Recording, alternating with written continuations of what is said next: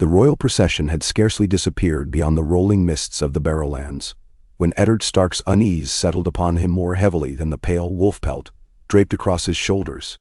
South lay King's Landing, a city of golden promises and red ambushes, and within its walls waited Pettier Baelish, once the boy who bled for a girl he could never have, now master of whispers that darted through court like unseen daggers. Ned remembered Littlefinger's thin smile at Winterfell's farewell feast, the sly tilt of his head as he kissed Catelyn's hand a heartbeat too long, and felt the ancient anger of the North stir inside him like a waking direwolf. 16 days of hard riding later, the stench of salt and charred pitch welled up from Blackwater Bay to greet them. King's Landing gleamed beneath a haze of summer heat, its crowns of crimson roofs shimmering like a field of blood under the noon sun. Ned dismounted before the Red Keep's arched gate, ice strapped across his back, a northern blade, and with it, northern justice. A scattering of small folk knelt as he passed, but most peered up, eyes bright with the same hunger that gnawed at every alleyway here. Hunger for rumor, for spectacle, for the swift tumble of the mighty. Inside the keep's cavernous entry hall, Pettier Baelish stepped from shadow, perfumed and smiling. "Lord Stark," he breathed, bowing with exaggerated flourish. "The hand you are, yet still the wolf of Winterfell I see. Might I guide you to chambers more welcoming than these draughty stone corridors?" Meanwhile, Ned's gray gaze caught the faint crimson thread stitched into Baelish's olive doublet.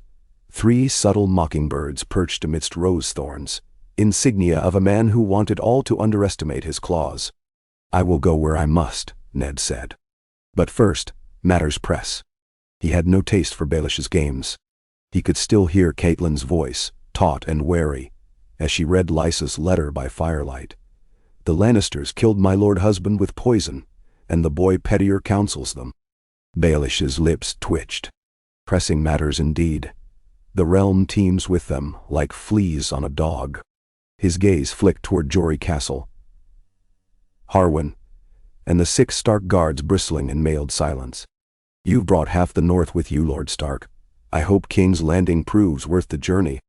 "Justice is always worth the journey," Ned replied. "You will come with me." Baelish's brows lifted in an expression crafted to appear both amused and wounded. Have I grown so fascinating since last we spoke?" Jory stepped forward, hand on the hilt of his sword. "My lord said, 'Come.'" For a heartbeat tension crackled between the armed northerners and Baelish's pair of Tyrell guards. Baelish wet his lips, the genial mask wavering, and Ned saw beneath it the quick glint of calculation, like a fox weighing the distance to a henhouse door. Then Baelish's shoulders slackened in theatrical resignation. "If Winterfell insists, who am I to refuse northern hospitality?" They escorted him across the torchlit belly of the keep, past gilded columns and trash-strewn alcoves where washerwomen whispered gossip. Steeling himself, Ned pushed through the iron doors leading to the dungeons. Torches sputtered against damp walls. The chill clung like river fog. Baelish halted, incredulous. "Dungeons, Lord Stark? Truly?" The welcome grows colder by the instant. Ned faced him. "You wrote to House Arryn pledging yourself to the Lannisters. You named yourself ally to Cersei and Jaime in a plot that slew Jon Arryn, Hand of the King. You threatened my lady wife with exposure should she warn me." Shock, but only skin deep, crossed Baelish's face. "Letters can be forged." Accusations whispered. "Where is your proof?" "Bender." Ned drew a parchment from his cloak, bearing Jon Arryn's broken sigil and Lysa's trembling script, sealed anew under Catelyn's hand. "Proof enough for me." He stepped closer, voice low. "You thought secrets your shield. I have no need of secrets. In the North we have simpler tools." He turned to Jory. "Bind him." Baelish's composure shattered, rage flaring. "You forget where you are. King's Landing answers to Robert. You cannot simply—" "The king will hear," Ned said, hard. "But justice cannot wait upon royal drunkenness. You will answer for Arryn's death and every lie spun since." Bendy. Shackles closed around Baelish's wrists. Still, he sneered. "You play the honest knight, yet you'll find this city fashioned of darker stuff. 1,000 knives hide in its smiles. Kill me, and you make 1,000 enemies you cannot name. Ned thought of Catelyn's quiet dread, of Bran lying broken, of Lysa's flight, of Robert's children with hair too fair to be Baratheon black. I will accept that burden. He marched Baelish to the small cobble court outside the armory where justice for petty thieves was meted out. A midday crowd gathered within breaths, the city ever hungry for blood. Stark shields formed a ring. Ned ordered a gnarled block set at the circle's heart. Baelish's bravado melted into tremor. Eddard, think. You damn yourself. You damn your house. Cersei will not forget this. I remember all the North sacrificed for Robert's rebellion, Ned said. If treachery reigns here unchecked, the dead died for nothing. He drew ice, the greatsword moaning free of its wolf-head sheath. Sunlight licked blue ripples along Valyrian steel. In Winterfell, the man who passes sentence swings the sword. That law follows me. Mess. Murmurs rippled through the onlookers. Admiration, fear, disbelief, then stilled under the weight of the blade. Ned's voice rang clear.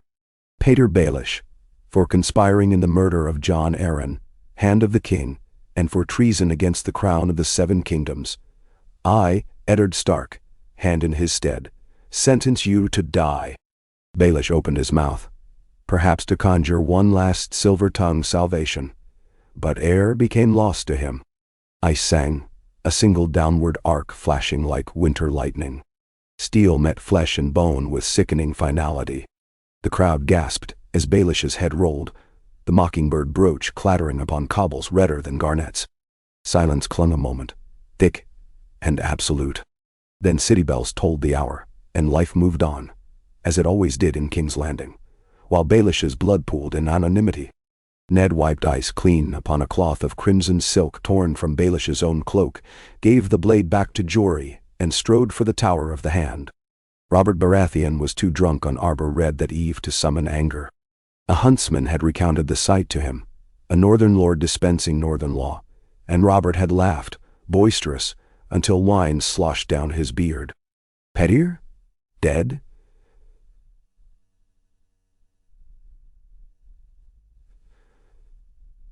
Dead, you might have spared me his winging about coin. Bah, enough, wine.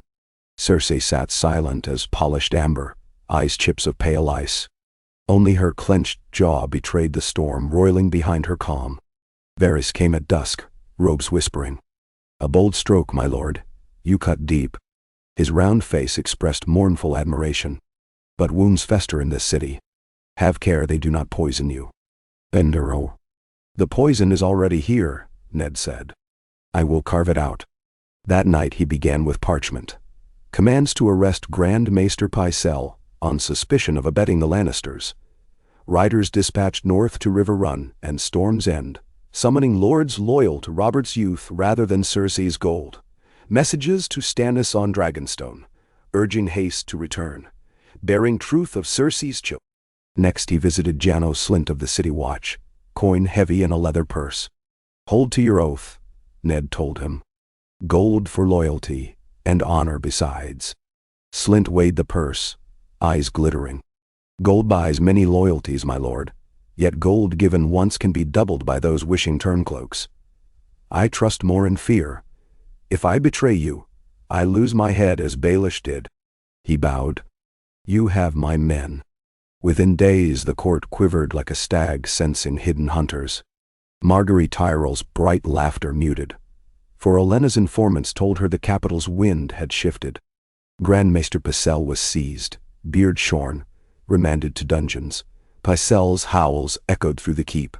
Cersei paced her chambers, fingers drumming golden in lamplight. Jaime slipped from the city with 300 Lannister guards, bound for Casterly Rock, to raise banner sheets of red and gold. The city's gossip churned. Northern wolf kills mockingbird. Queen's lover flees. King drinks. Small folk wagered coppers on how long before swords crossed on city streets. One morning as pale dawn misted the bay, Renly Baratheon crossed the threshold of the Tower of the Hand. He found Ned studying a tome of lineage. Brother Robert hunts boar tomorrow, Renly said. Cersei encourages it, though the king's belly grows larger than the prey. His green eyes searched Ned's face, You have moved swiftly. Baelish would have counseled patience. Now he is headless. Patience fed the rot, Ned replied. One true blow sets the bone. Renly nodded, lips thinning, and glanced to the open page. Baratheon, Lannister, Targaryen lines intertwined. I know why Jon Arryn died, he whispered. Those children. Not Robert's, Ned finished. I will show him truth when he returns. Then, rightful succession follows. Now. And if truth topples a queen like a tower of sapstones? Then let her fall. Renly hesitated. If Robert dies, boars have killed kings before. Stannis inherits. The realm will not love him, but Stannis is lawful. Law must rule or none will. Renly bowed, though mischief flickered behind his courtesy. I wish you God's favor, Lord Stark. May the hunt end well. He left, cloak trailing green velvet shot through with golden stags. Across the sea of rooftops, the sept of Baelor's windows blazed with dawn fire. Ned turned from them, dread whispering in his heart. Too many pieces yet unplaced. Catelyn's captives at River Run, Robb at Winterfell, Lannister swords mustering beyond his sight. The coming moon would bleed steel. Robert returned 3 days later on a bier carried by silent knights. His armor, gouged and bent, was slick with drying gore. The boar's tusk had ripped deep into belly and thigh. Cersei wailed beside the litter, though no tears glittered on her pale cheeks. Grand Maester Abrose of the Citadel, summoned by Raven, bent over the king with herbs, yet Robert's breath rattled like rusted chains. In the dimness of Maegor's holdfast, Ned knelt by his friend's bedside. Robert's eyes, once bright as summer sky, were jaundiced amber. Tell me truth, Ned, he rasped. All the years, only you gave it. His hand trembled on Ned's wrist. I should have listened sooner. Ned's throat thickened. Rest, Robert. I will guard your children. Robert's gaze clouded with a pain sharper than mortal wound. My children, are they? Ned bowed his head. They are Cersei's, not yours. A bloody cough racked the king. Crimson froth speckled his beard. Then, gods have sense of jape. He clutched Ned's sleeve. Make the realm right. Protect the realm. I will. Robert sagged, breath slipping like receding tide. That night Storm's End banners inched half-mast over ramparts. Bells tolled low and slow. The realm trembled at their echo. Before dawn, Ned summoned the small council to the throne room. Renly came armed. Ser Barristan in white cloak, Varys fluttering nervous, and Slynt flanked by gold-cloaked captains. Cersei arrived last, her children in tow, Tommen weeping, Myrcella biting her lip, Joffrey's face stone. Ned stepped before the Iron Throne, parchment held high, Robert's seal unbroken. By the king's will, I serve as Lord Regent until Stannis Baratheon, rightful heir, arrives to claim his crown. Cersei's eyes narrowed. Your northern sense of honor blinds you, Lord Stark. The realm needs a king now, not days hence. My son Joffrey will ascend. He is not Robert's son, Ned declared. The words boomed through pillars and over torch flames. The seed is strong, black of hair. Yet this boy bears Lannister gold. And no. Gasps erupted. Renly's hand fell to his sword. Barristan's knuckles whitened. Joffrey's shrill voice cracked. Lies. Mother, make him stop. I have Jon Arryn's records, Ned continued. And these letters. He held Lysa's testimony aloft. The late Master of Coin aided in Arryn's murder to shield this secret. He has answered for it. Cersei stepped forward, green eyes blazing. You dare speak traitor's words under my roof? Guards. Gold cloaks shifted, but Slynt did not move. His men remained still, blades sheathed. Ned's silver purse had bought them, yet fear of ice held them truer. Jaime was miles away. Cersei stood unprotected, save for her tongue.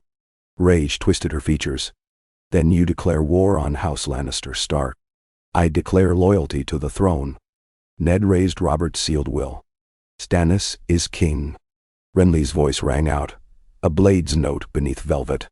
And a king must be crowned. For a heartbeat, The realm hung on a breath. Then Cersei seized her children, cloak swirling, and fled toward Maegor's holdfast. Stark men barred the passage. Janos Slynt stepped aside at Jory Castle's nod. Within minutes, the queen and her cubs were taken into custody. Trembling but alive. Outside the city, word galloped faster than raven wings.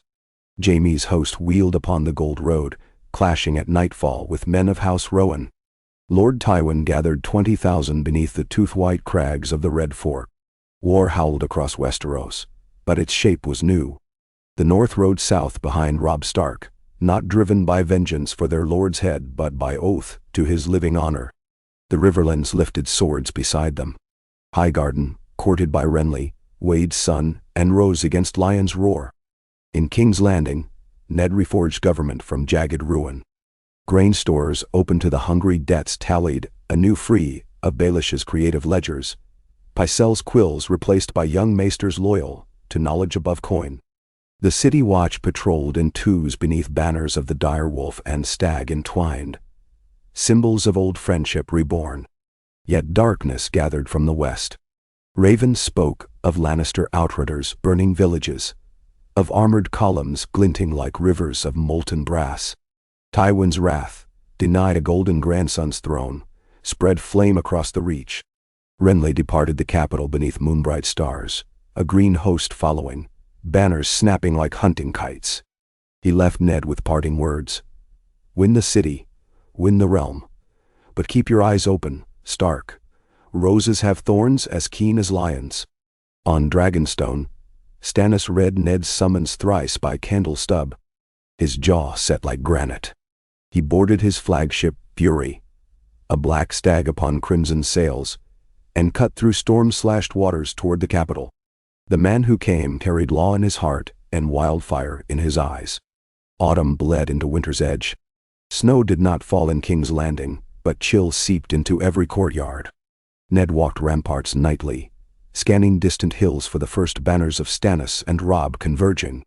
He thought of Winterfell's hearths glowing amid white quiet, of Catelyn's steady courage, of Bran's dreams of ravens. He wondered if Baelish's mockingbird still sang in some twisted corner of the afterlife, or if even the gods refused such a voice. One dawn a horn's blast echoed from city gate towers. Stark outriders galloped ahead of a column of spears, gray cloaks streaming. At their head rode a boy become lord, Robb, eyes sharp with new-forged resolve, gray direwolf trotting beside his charger. Ned descended stone steps 2 at a time, heart hammering in pride and fear.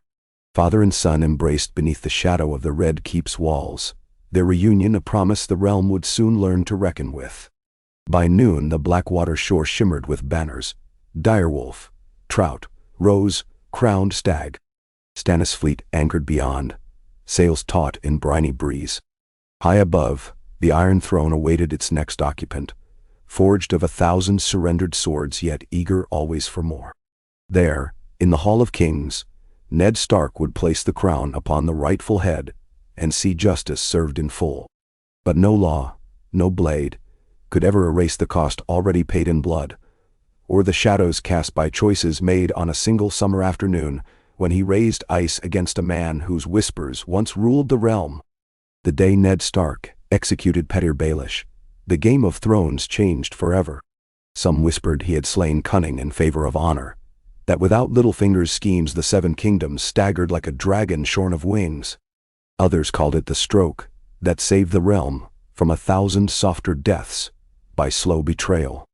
But in quiet hours, Ned remembered the moment ice fell and understood that justice, like winter, is never gentle, only necessary. And so he bore its weight, even as distant winds howled of wars yet to come, wars a mockingbird would no longer sing into being.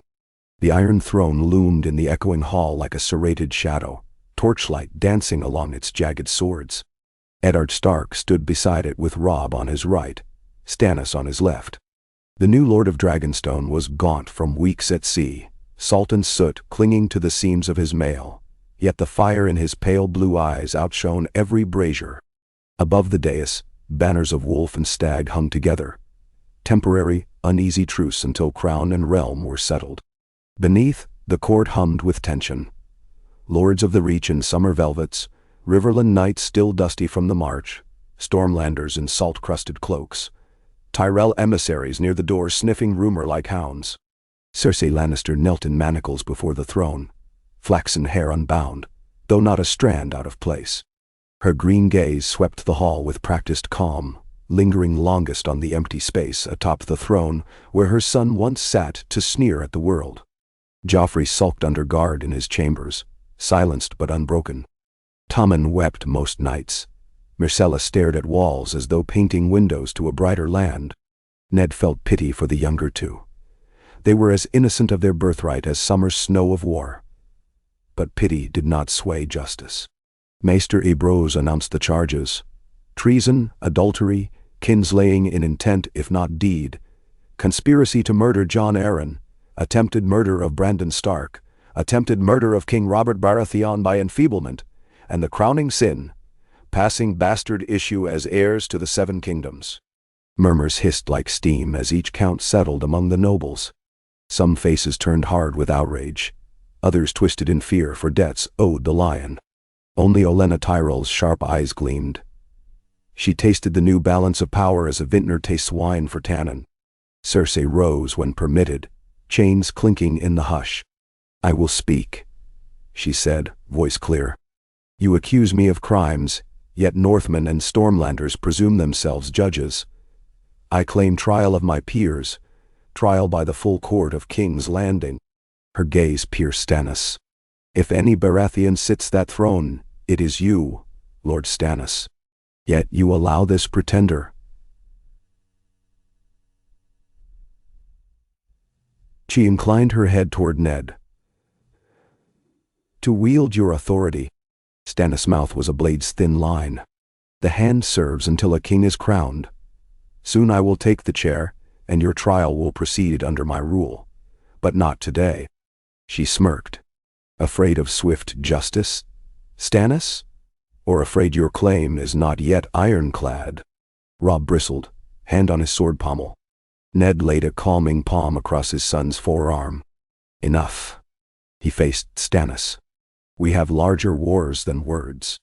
Until the crown is settled, the queen remains a captive, treated with dignity but no more free to scheme." "Nain?" Stannis nodded.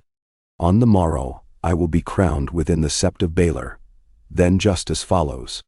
Cersei's laughter, low and musical, echoed off stone. "You think you have time, wolf and stag? My father closes on King's Landing with steel enough to carve your banners into rags. Did you learn nothing in rebellion, Eddard Stark? Tywin waits for weakness, then strikes like a lion on a fawn?" Ebrose signaled the guards. They lifted Cersei, guiding her away. She did not resist, but her smile lingered, and Ned felt it like a dagger poised behind him.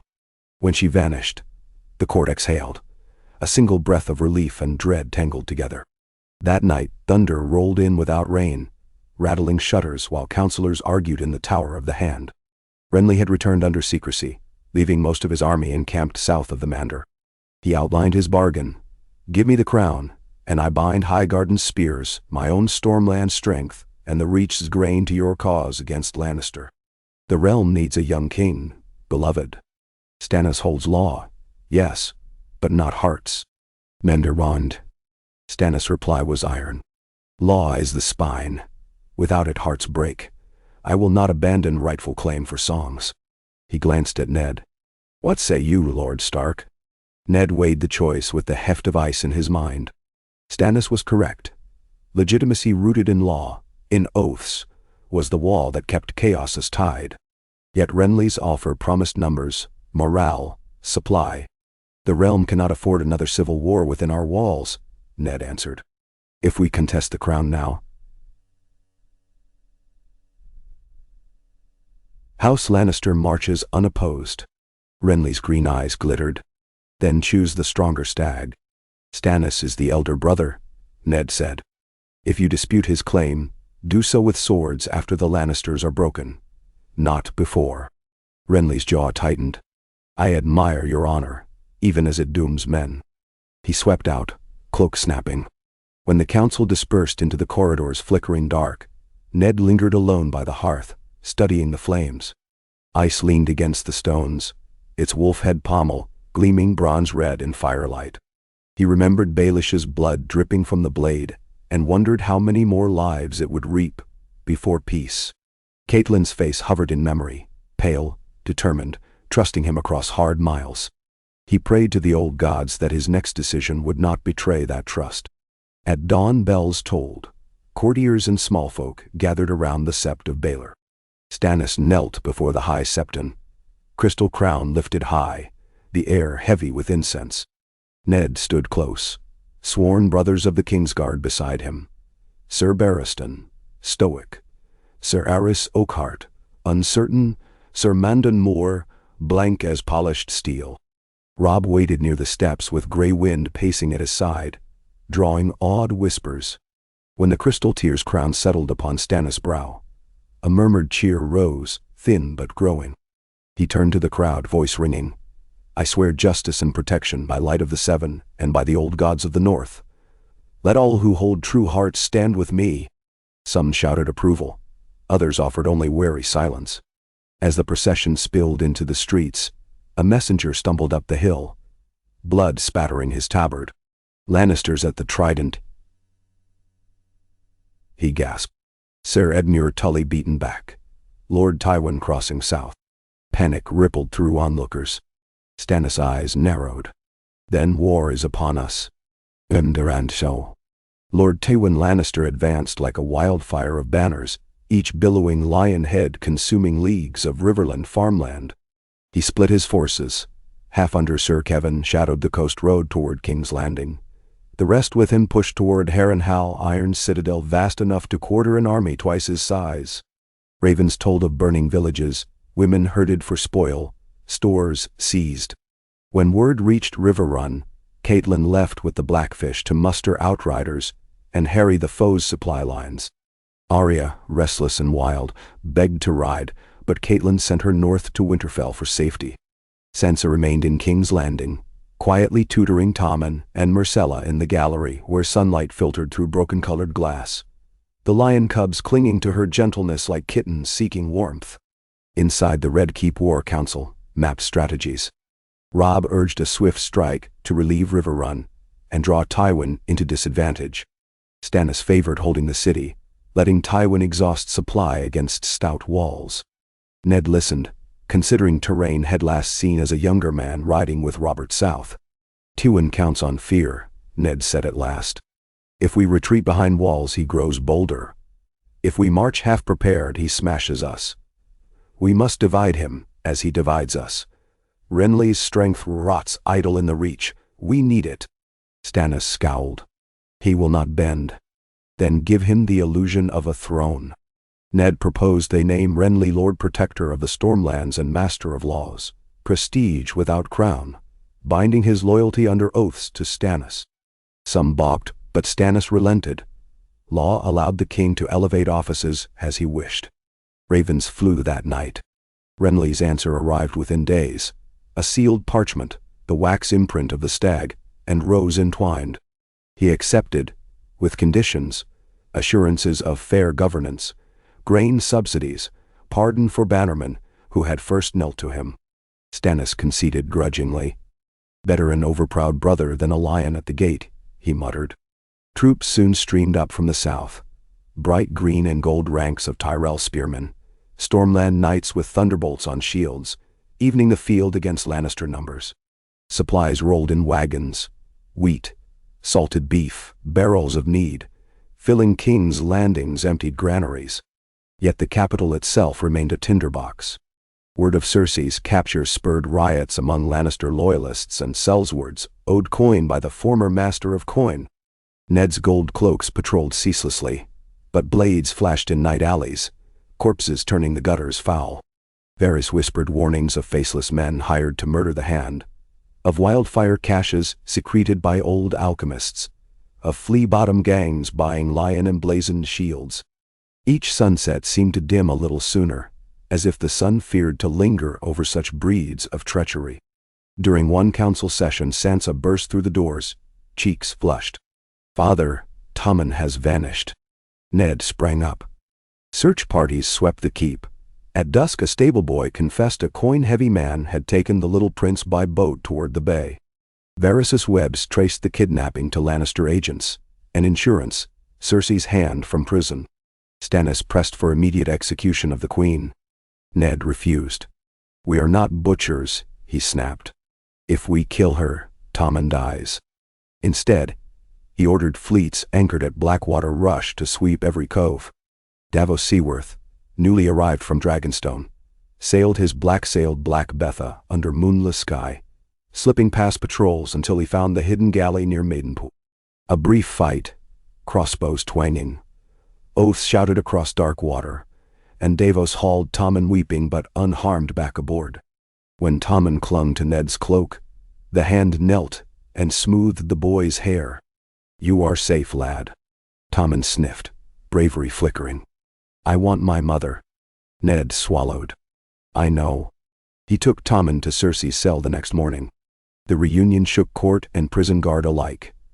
The queen folded her chains around her son like gilded wings, eyes wet for the first time. Ned watched from the door. Some part of him hoped she would weep repentance. Instead, she lifted her head, eyes fierce over Tommen's shoulder. "You think this mercy weakens me?" she hissed, low. "It proves what you will lose when I am free." Ned shut the door and walked away more resolved, yet strangely hollow. "Naini." Robb Stark's host rode out first. Northmen, riverlords, and 1,000 reach horses lent by Renly for scouting. They crossed the Blackwater on twin pontoon bridges, fashioned by Stormland engineers. Grey wind raced along banks, scattering waterfowl. Edmure Tully's battered forces folded into Robb's at Wendwater, spirits rising when they glimpsed Stark banners. Farther upstream, Tywin settled into Harrenhal's titanic courtyards, smithing siege rams and forging arrows day and night. Smoke curled above the melted towers like dark hands clawing sky. His scouts tracked Robb's advance, but river swells from autumn rains slowed messaging. Within the labyrinthine godswood of Harrenhal, Tywin met with Sir Amory Lorch and Gregor Clegane, planning raids meant to cripple harvests before winter. "Starve them," the Lord of Casterly Rock intoned. "A hungry Northman is half a soldier." But stealthy outriders, Mormonts, Karstarks, reeds from the neck, shadowed the raiders, striking ambush after ambush, vanishing into willow groves. Sir Amory burned 4 villages, yet lost twice the men to poison traps and bog spears. The mountain fared better, but his brutality spurred small folk to flee into Robb's lines rather than cower under lion banners. News of each clash flowed to Ned in tightening spiral of worry. He spent long hours pacing ramparts. One dusk he found Arya waiting in the alcove above the Trader's Walk, travel-stained and defiant. "I escaped the Lannister patrol," she boasted. "I hid in a wagon of turnips. I'm not going back north." Ned's heart swelled with exasperation and pride. He ordered extra guard for her, but allowed Arya to train in the yard with Syrio Forel, a bravo who had come south seeking coin. Syrio's water dancer style soon turned disarming practice into graceful ballet. Court ladies applauded, but Kingsguard scowled at the foreign flourish. Arya soaked each lesson as if it were summer sun. Meanwhile, Maester Ibroz deciphered Pycelle's confiscated ravens. He revealed letters to Dorne intercepted by Baelish, promises of western marches ceded if Dorne rose against Tyrell or Stark. Ned invited Prince Doran to court, offering justice for Elia Martell's murder, stripped from Tywin's legacy, if Dorne remained neutral. Doran replied cautiously, dispatching his hot-blooded brother Oberyn as emissary. The Red Viper arrived with 8 spearmen whose spears gleamed like serpents' fangs. He kissed Ned's ring yet studied Stannis with open curiosity, as though weighing if the man or crown bore more venom. The capital braced for siege, though its army fought afar. Grain ration lines lengthened, blacksmith forges hammered non-stop. The Alchemists' Guild petitioned Stannis to allow wildfire casks atop the walls. Stannis refused. "I will not risk turning my city into a pyre." Varys reported alchemists sulking, some vanishing into tunnels beneath Rhaenys' hill, maybe carrying secrets best buried. One gray-break morning ravens arrived from the Trident. Robb had lured Sir Stafford Lannister, across a narrow ford, then trapped him between levees flooded the prior night by collapsed dams. Crossbowmen hidden in reeds rained bolts while Karstark cavalry slammed the rear. Stafford fell. Hooves crushed his helm. Tywin's nephew dead. 2,000 lion men taken captive. Robb sent a terse note to his father. Victory at Stone Mill. Marching on Harrenhal soon.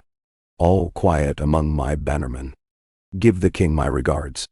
Ned allowed himself a rare half-smile. Later that day word spread of Edmure Tully taking the field of Ashford, harassing Lannister's supply chains. Success bred hope, and hope lit corridors that had known only fretful candlelight. Hope, though, could lure ambition. Inside the Godswood, under weirwood branches, white as old bone, Renly Baratheon met secretly with Olenna Tyrell and Mace's eldest son, Sir Loras. The realm will not long stomach Stannis, Olenna whispered, voice like silk drawn over steel. He is every bit as unyielding as Tywin, but without the lion's honeyed tongue. People crave softness amid law. She eyed Renly. You are soft where you must be, firm elsewhere. Marry my granddaughter after proper mourning, produce heirs, and the Reach feeds the realm until winter thaws. Renly's breath frosted despite the mild air. He is still king. I swore. Words are wind, the Queen of Thorns countered. Bread is life. Roses feed off strength of root and the danger of thorns. Do not let yours wilt beneath your brother's shadow. The offer tempted like summer wine. Renly glanced around the silent grove. Only leaves listened. Give me time, he said at last. But time was luxury the war denied. And wine. At Harrenhal, word of Stone Mill roused Tywin's fury. He dispatched Ser Gregor north to torch towns along the Green Fork, sending small folk stumbling southward like a tide of living woe that would clog Robb's supply roads. Gregor's riders shattered the holdfast of the dairy vassals, slaughtered garrison and peasants alike. One boy escaped, carrying the tale to Robb's camp. Robb swore vengeance, but his advisors urged caution. Rivers rose behind them, threatening to isolate their army should Tywin sally.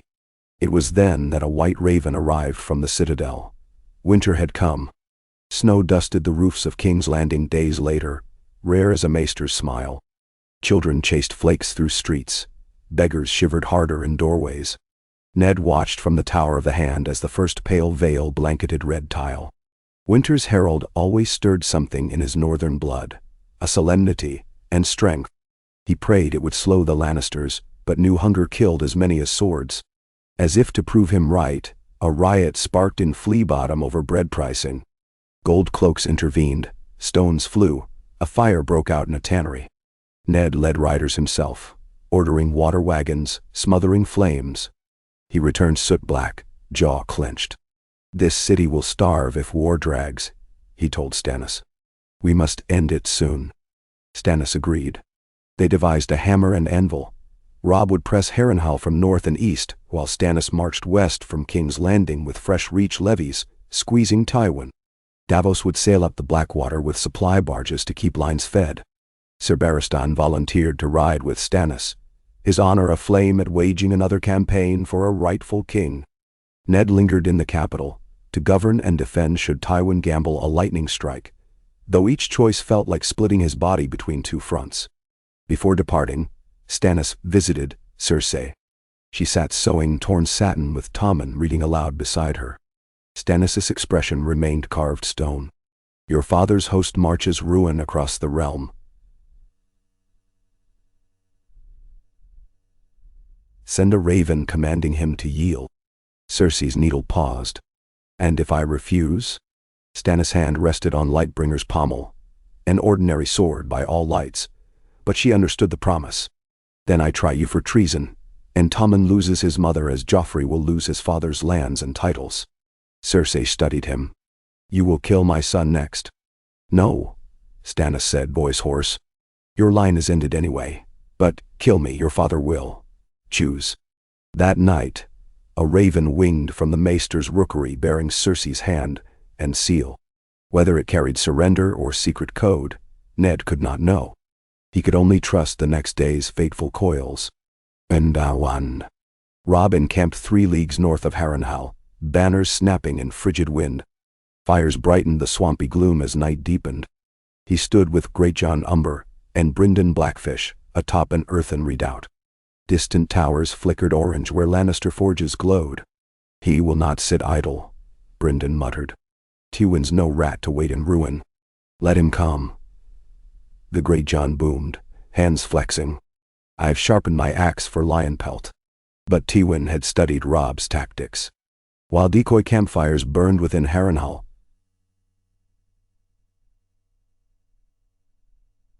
his main strength slipped out before dawn behind a screen of heavy cavalry, aiming to hammer Robb's east flank where marsh met forest.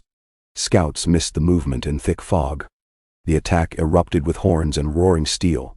Karstark sentries fell, seams of gold and red spilling into the Stark lines. Robb vaulted into saddle, gray wind ranging chaos. Trumpets blared as Manderly pikemen formed ranks, but Tywin's knights crashed like a tidal bore, splintering shields. Robb's left buckled.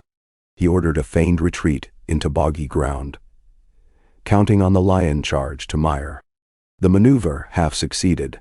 Front ranks of Lannister heavy horse sank hock-deep, but infantry followed narrow paths and continued press. Robb needed his reserve, a fresh column of Riverland Lancers, but they were days behind. As noon bled gray, a horn sounded from the south. Banners of stag and rose crested the ridge. Stannis' army, having marched with relentless pace from the capital, emerged through snow-whipped trees. The sight emboldened Northmen. They rallied, spears couched behind battered shields. Stannis flung his disciplined center at Tywin's exposed flank, Davos archers loosing clouds of shafts. The field devolved to knots of screaming melee. Ser Barristan Selmy carved a path through Lannister guards like a white whirlwind, sabers singing. Robb and Greatjon reformed shock cavalry and hurled into the rear of Clegane's vanguard. The Mountain, helm-dented, smashed foes with greatsword strokes, but caught a Mormont spear under his gorget. Blood spurted. He roared and kept killing. Yet for every enemy he felled, 2 more Stark soldiers surged. By sunset, the field lay churned mud and red ice. Tywin, armor scratched, realized the encirclement tightening, had underestimated Stannis' march. He sounded retreat horns, withdrawing to Harrenhal's looming black towers. Stannis wished to pursue, but Ned's raven arrived, city unrest rising, Renly uncertain. Stannis agreed to hold siege lines, tightening a noose, while Ned reinforced the capital. Inside Harrenhal, Tywin convened captains. Losses heavy, morale brittle. Yet winter would test siegers more than the besieged. Harrenhal's storerooms, expanded by decades of hoarding, brimmed with grain and salted beef.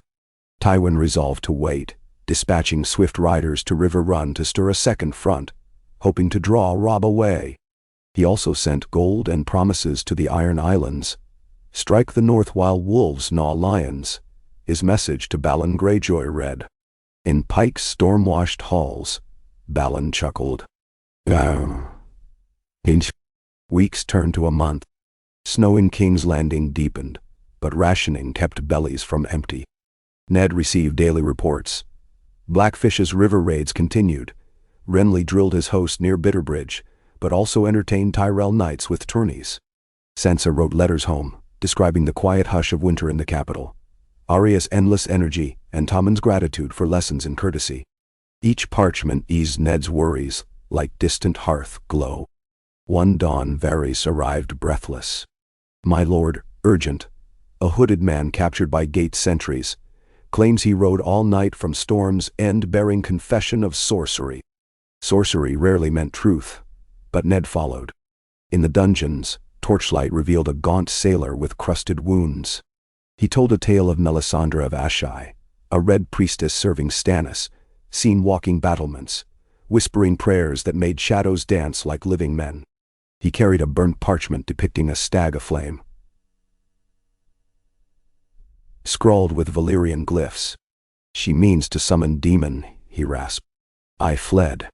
Ned frowned. Stannis had never mentioned Melisandre. He questioned Davos by raven.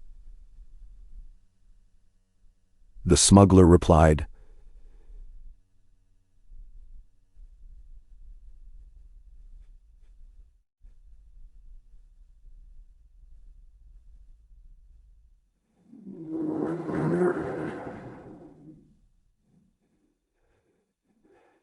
She speaks of a Lord of Light.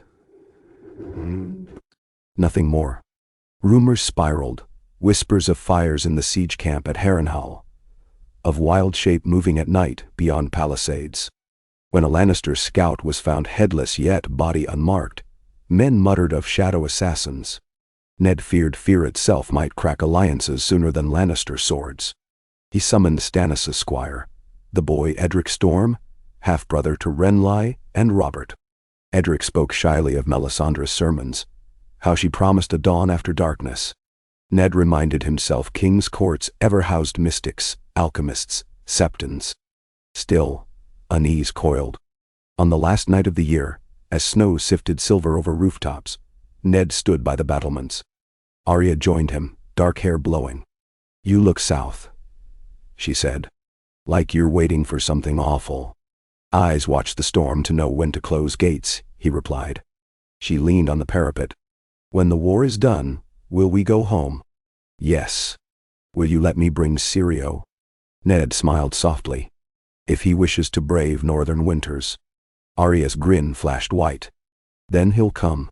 Behind them, bells tolled midnight, ushering a new year beneath sharp stars. Ned whispered a vow: to end the war, protect his children, and carve a peace that outlived blades. Yet in the east, faint red flickered beyond the horizon, reflection of fires around Harrenhal perhaps, or something darker.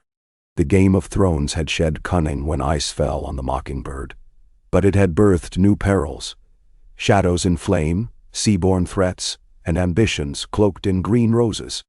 Honor had drawn steel first. To keep it would demand more than any sword could promise.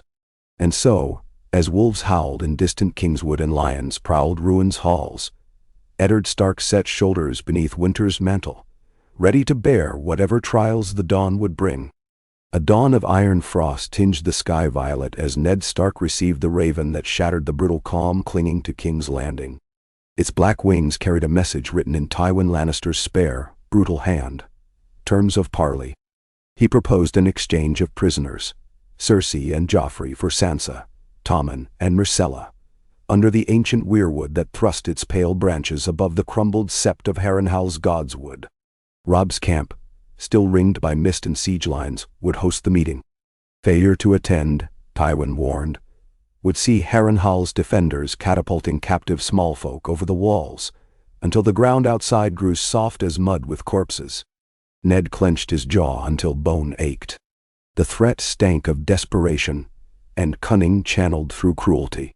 Cersei remained his most valuable shield against Tywin's fury, yet the Lion Lord wagered that Ned's honor would not abide the slaughter of innocents. Ravens flew that hour to Stannis and Robb's tents. Robb replied first.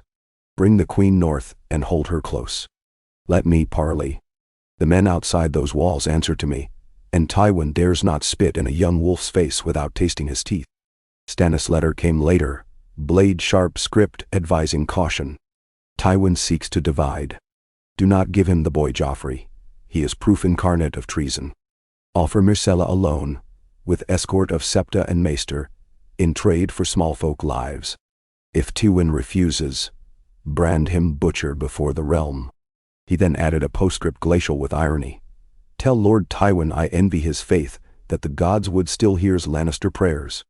Ned weighed both strategies by candlelight, while Arya slept curled in a chair, half-finished practice sword resting on her lap.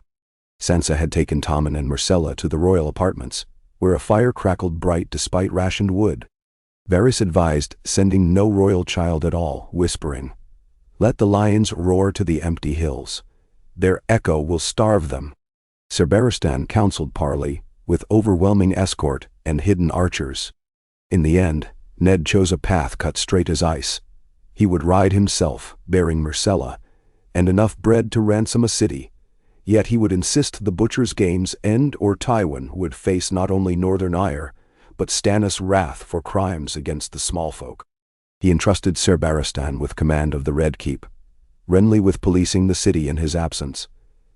Arya he left under Sirio's tutelage and the watch of 20 direwolf-cloaked guards. The ride north took 3 days through winds that shaved skin raw, slower for the heavy wagons carrying grain. Ned insisted accompany them. Tribute for villages ruined in Tywin's passage.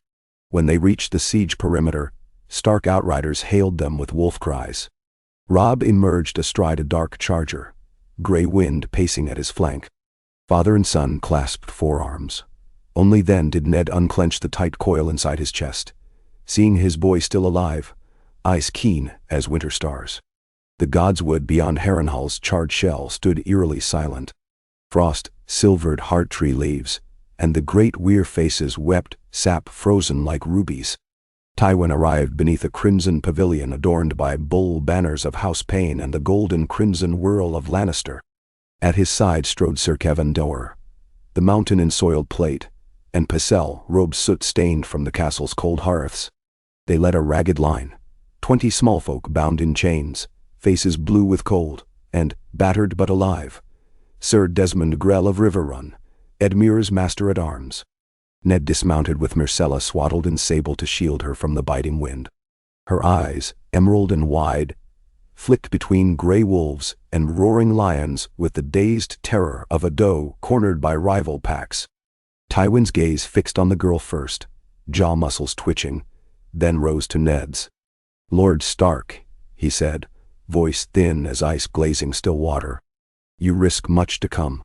"I risk less than these folk you threaten," Ned replied. "Here is your granddaughter. She rides home with you, unharmed." He gestured to wagons behind him. "Grain enough to winter half your garrison. Feed them, or I will know." Tywin's reply was a single raised hand. Chains clinked. The hostages were hauled forward. One by one soldiers cut bonds and ushered them past Ned's guard. The last to pass was a weeping little boy, no older than Arya. Ned touched the child's shoulder gently, then turned back. Tywin made no motion to release Desmond. "My men before I speak further." Ned's words plumed in the cold. Tywin allowed a nod. Sir Desmond limped free, limned by the reddish glare of torches. Only then did Tywin address the gathered commanders. "I offer peace upon these terms. Lift your siege and withdraw north of the Trident. Surrender the queen, my son, and the dwarf you shelter. In return the Riverlands may keep their crops, the north its snows. Should you refuse, I will raze every village between Harrenhal and Riverrun until carrion outnumbers corn." Robb's laughter cracked loud, startling birds from branches. "You bargain, as if you hold king and realm in your purse." He turned, arms wide to the siege, towers and ranks of men ringing the black walls. "Look about. We are the wolves at your gate, not beggars at your door." Tywin's gold eyes narrowed. Young wolves freeze in winter. Ned stepped between them, voice even. "Your peace is surrender masked." "No." He pointed toward Harrenhal. "You will disperse your army south to Casterly Rock, leaving captives and plunder. You will swear fealty to King Stannis, acknowledge your daughter's crimes, and offer hostages to ensure good behavior. In return, Stannis may spare your lands from further devastation." "Nine?" Silence thickened. Even the wind hushed, as though the weirwood listened.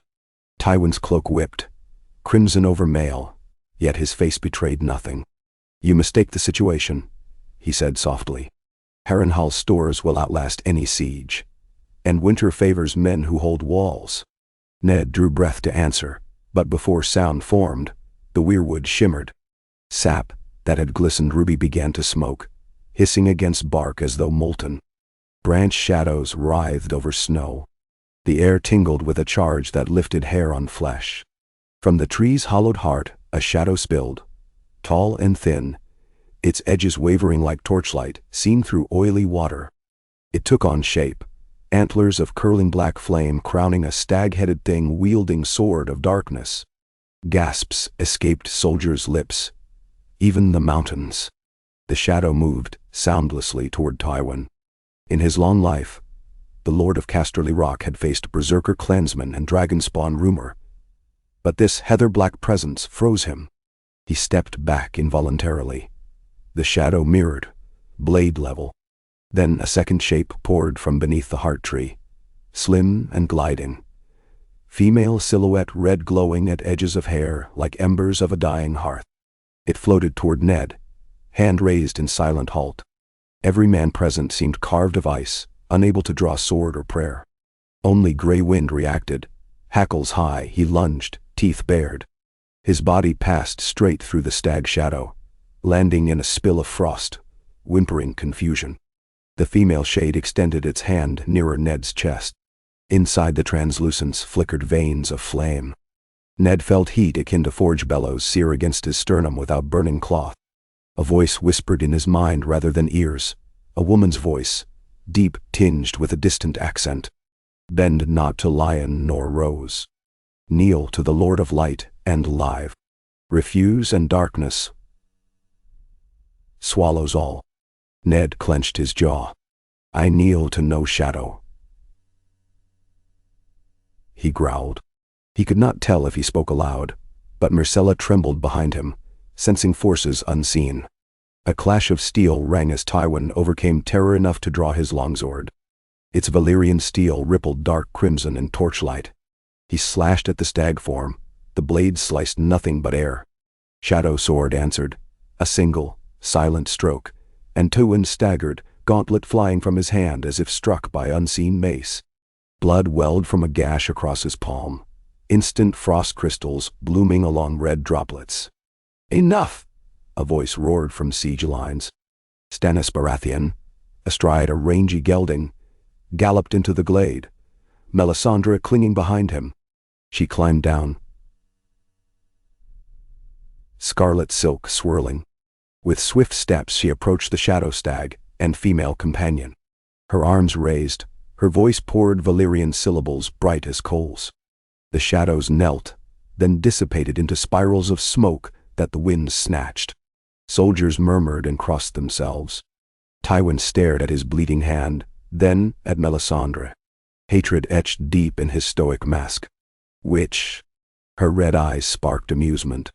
Lord of Light touched you tonight, Lord Tywin. Fire burns even golden lions. Ned rounded on her, anger rife. What sorcery is this? You promised counsel, not terror.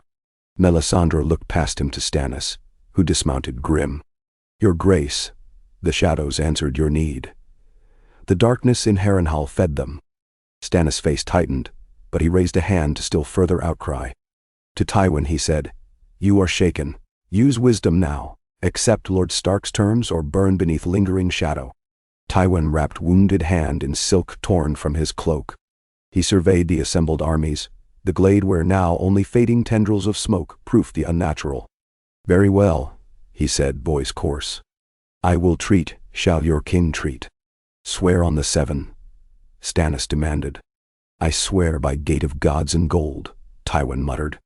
But mark me, should any harm befall Myrcella, or my sons, the realm will taste a vengeance darker than shadows. Ned's shoulders eased a measure. Wagons brought forth parchment. Signatures set. Tywin accepted his granddaughter and the grain, retreated under banner of formal truce. Harrenhal's gates would open at dawn to Stark and Baratheon forces, who would oversee peaceful withdrawal. Ziga lifted. War paused. Yet none dared call it peace. And so, that night campfires flickered uneasy. Men whispered of specters, of red women conjuring demons. Ned stalked Stannis' pavilion and demanded truth. The king looked old in lamplight, hollow-cheeked behind newly minted crown. Melisandre claims shadows are servants of our lore, he said. She assures me they obey me alone. Ned glared. They obey what darkness you give them. Already men fear you, not follow you. Win the realm with law and justice, not flame and nightmare. Stannis' grip tightened on his sword belt. Law failed when bastards sat my brother's throne. Justice failed when Baelish murdered Aaron. I wield whatever weapons keep the realm whole. He raked hand through thinning hair. But, hear me. The shadows will walk no more without my leave. On that you have my word. Ned wanted to believe. His honor demanded it. He left with caution gnawing but duty pressing harder. Harrenhal awaited relief at dawn. And gray daylight revealed the blackened keep in full ruin. Vast courtyards were slick with frost. Towers warped from Aegon the Conqueror's dragonfire a century past loomed like clawed hands. Soldiers entered to oversee evacuation. Tywin's forces filed out in disciplined columns, bound for the Gold Road, carts carrying wounded and gleaned wealth. The mountain remained behind with token garrison until baggage cleared, then rode last, visor down. Robb instructed Maester Vyman to inventory stores. Bran grain by grain would feed thousands. He set Brynden Blackfish as castellan over Harrenhal, with garrison of Manderly men to hold the stone giant. Stannis posted banners of crowned stag alongside direwolf and trout, symbol of alliance strong though yet unblessed by sept or godswood. Within days Ned marched southeast with a column of mixed houses bound for King's Landing, escorting Melisandre under watchful eye. Arya's nickname for her Shadow Lady. Already gossip among troops. Myrcella rode protected, pale and silent, processing loss of brothers she might not see for years. Along the route, refugees lined roads. Farmers returning to raised hamlets, others fleeing Greyjoy longships rumored pillaging the stony shore. Balon's krakens had struck as Tywin hoped. Ravens from Winterfell reported ironborn raids at Deepwood Motte, Torch Tower aflame. Robb would leave Harrenhal soon to march north and defend his homeland. Edmure would hold Riverrun. The young wolf accepted split duty grimly, but without complaint. His father had taught him a lord served lands before heart. When Ned's host neared the capital, news awaited. Renly had declared himself defender of the realm in Ned's absence. Citing safety, he'd placed Cersei and Joffrey in honorable confinement under Tyrell guard, moving them to the manse of House Florent beside the Blackwater, away from the Red Keep. He convened small council sessions beneath banners of Rose and Stag, limiting access to audiences by oath of loyalty to his person. Ned entered the city at dusk, furious. Renly greeted him in the throne room draped with green silk. Laughing whispers of courtiers drifted like perfume. "Winter suits you, Lord Stark," Renly said, wine goblet twirling between fingers. "Though I fear siege grime dulls that magnificent blade." Ned strode to within a sword length. "You exceed authority. Release the queen to the dungeons and stand down your guard." Renly's cheek dimples vanished. "While you parleyed, I kept peace. The people behave so long as they see a Baratheon guiding them, not a northern lord who might whisk off their grain to feed his snows." He sipped. "And Tyrell gold flows freer when roses scent governance." Before Ned could retort, the doors swung. Stannis entered, mailed fists beating hilt of Lightbringer on marble tile. Even Renly paled. Behind the king stalked Sir Davos and Melisandre, red gown unfurling like flame. Stannis' voice cracked the air. "You usurp titles while your king parleyed. Kneel, Renly, else I name you traitor." "Men shall." Renly met his glare but did not kneel. "The realm chooses bright banners over dark. Look at them." He flung arm toward assembled lords. Tyrell, Rowan, Merryweather, some of whom shifted uneasily under Stannis' stare.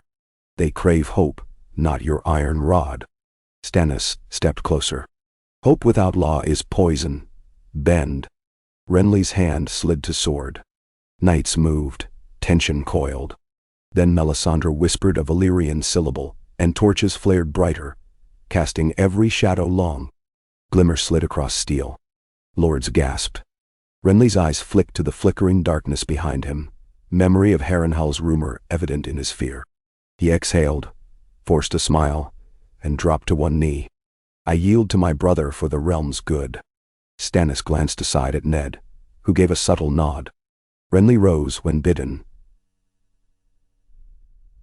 Stripped of self-bestowed title, but confirmed as Lord Paramount of the Reach South Marcher castles. A bone thrown to keep Tyrell favor without surrendering crown's core. He swallowed pride with arbor wine, yet the humiliated frown he cast toward Melisandre promised future storms. That same night, Ned visited Cersei in her new quarters. She sat by window, gazing at Blackwater Bay silver under moon. "So Tywin lives," she said without turning. "He will hate you more for haunting his dreams than if you'd slain him." "I give him choice to end war," Ned answered. Tell me, do you desire peace? She laughed softly. Desire changes nothing. Men swing swords and call it honor. They fear shadows and call it gods. Peace never enters their minds except as fleeting lull between kills. Her eyes glinted wet. Send me to my father, Stark. Let us finish this with walls, not words. Then, I will send you, he said, surprising her. In spring, when roads clear and hostages arranged. War ends then, or ends us all. She tilted her head. You trust my father's word? Ned thought of the cut on Tywin's hand, of sap-smeared weirwood weeping beside conjured darkness. I trust no man's word without guard, but I trust that even lions tire of blood. Cersei smiled, sad and cold. You have not met many lions. And winter grew harsher. Storms raked the sunset sea. Greyjoy longships savaged Deepwood Motte before withdrawing laden with timber and captives. Robb wrote from the Neck. He on Greyjoy sails for Pike. I march after them once Moat Cailin is refortified. He asked his father's advice on dividing forces between coasts and Bolton-harried interior. Ned advised a strong defense of Moat, light harrying of shore, and dispatch of ravens to White Harbor for Manderley fleet to cut Kraken's supply. Night by night, Ned's table overflowed with letters, requests for grain, judgments on land grant disputes, pleas for righteous men to replace corrupt bailiffs. His eyes blurred. Still, he read each. Sansa supplied mulled cider and transcripts, her neat script copying edicts he dictated. Arya delivered them to ravens, pausing to practice water dance thrusts at shadows between tasks. The girls matured under palace burdens, each in fashion of their spirits. One brittle evening, Varys arrived pale. My Lord Joffrey escaped. Cold plunged. Ned shot upright. When? An hour passed. Renly's guards drugged, likely coin of Lannister origin. Now, Cersei, in her chambers, heavily guarded, unknowing, or feigning so. Ned summoned Ser Barristan, Janos Slynt, and stony-eyed Hound, who had sworn service to Sansa after witnessing her kindness to Tommen. They searched dockyards. Fishers spoke of a slim-built boy rowing alone toward a galley flying no sigil. Sea fog swallowed pursuit. Stannis' fury thundered. He flung goblets, called Renly incompetent, blamed Tyrell spies. With heir escaped, war's balance wavered again. Joffrey loose meant Tywin held a king's bloodline, false though it be. Ned proposed swift sortie to intercept Lannister host before it reached Casterly Rock. March along Gold Road while Tywin's men were weary and baggage slow from winter storms. Stannis debated but yielded. He would ride with half the capital's strength. Renly, shamed, must remain to govern. Ned insisted on leading vanguard. Stannis agreed, appointing Davos to guide supply. Melisandre sought to join. Ned forbade her, citing soldier morale. Stannis compromised. She would remain in King's Landing to keep watch over darker foes. Ned accepted with unease tempered by necessity. The march west began under slate skies. Deer wolves howled farewell. Sansa hugged her father longer than before, eyes bright with unshed tears. Ned whispered promises of return, pressed a direwolf brooch into her palm. He left Arya strict instructions to heed Syrio, trust in Barristan, and keep Grey Wind, who stayed to guard the girls, well fed. On the third day out, scouts reported Renly on the King's Road behind them, armor shining, claiming orders to accompany after all. Stannis allowed it with curt nod. Ned wondered if brotherly wedge would cleave war effort, or steal it. 2 weeks' forced march brought them to Sarsfield, a hill town overlooking a fork where the Gold Road split toward Crackhall. Smoke smudged horizon, Tywin's train. Battle lines formed on rolling white fields patched with tawny grass. Ned commanded left with Northmen and Riverland archers. Renly the right with Tyrell cavalry.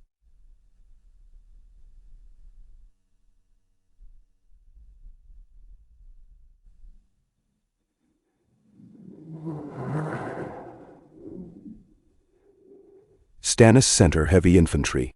Snow flurried, soon thick as a miner's dust cloud. As drums pounded, Ned glimpsed Lannister spearmen, arrayed in disciplined red ranks. War horns bawled. Arrows streaked. darkening falling snow with feathered death. Cavalry thundered into flanks. Steel crashed. Greybeard Mormont fought beside Ned, arms severing shield rims like pine branches.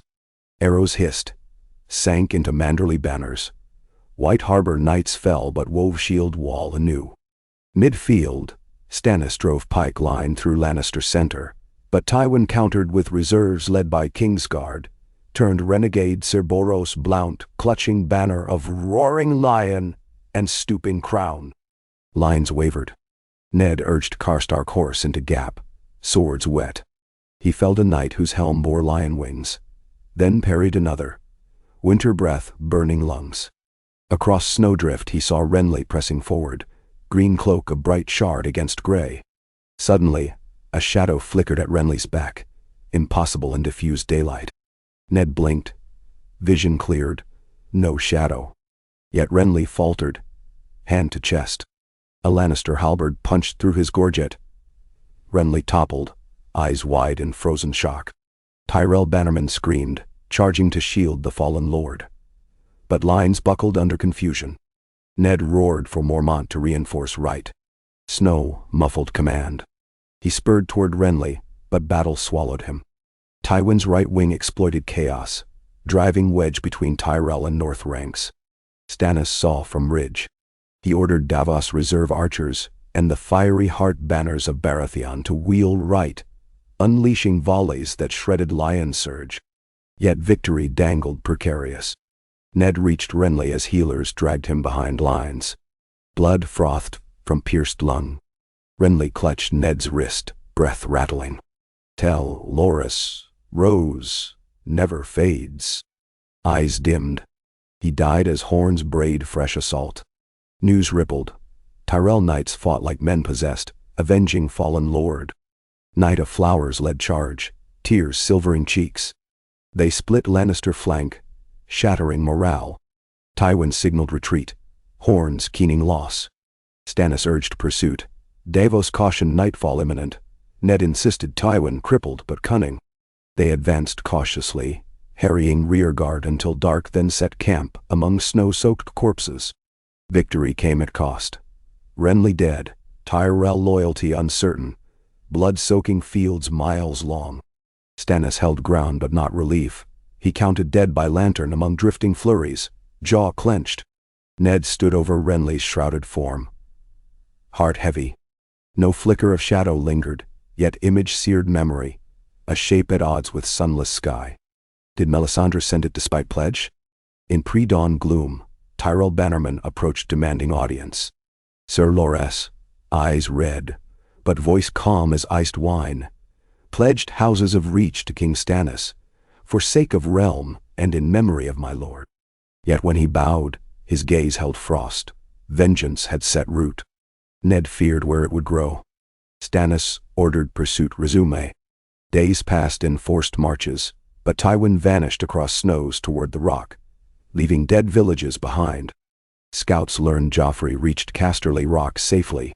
War dragged into scattered raids and winter attrition. Stannis turned back east to consolidate before new campaigning season. He named Ned Lord Regent in the capital again, a post heavier with each passing moon. Upon return, Ned confronted Melisandre beneath cracked sky. She met him on ramparts, crimson gown bright against white dust. "You broke your word," he accused. She smiled faintly. "I kept my king safe. A younger brother was treachery waiting. You unleashed shadow to murder blood of House Baratheon. A sacrifice to deliver dawn. Shadows only kill those darkness already owns." Ned's fists clenched. "Look at me, woman. I do not fear sorcery, but I despise murder cloaked in prophecy. Summon no more demons, or you will answer to northern justice."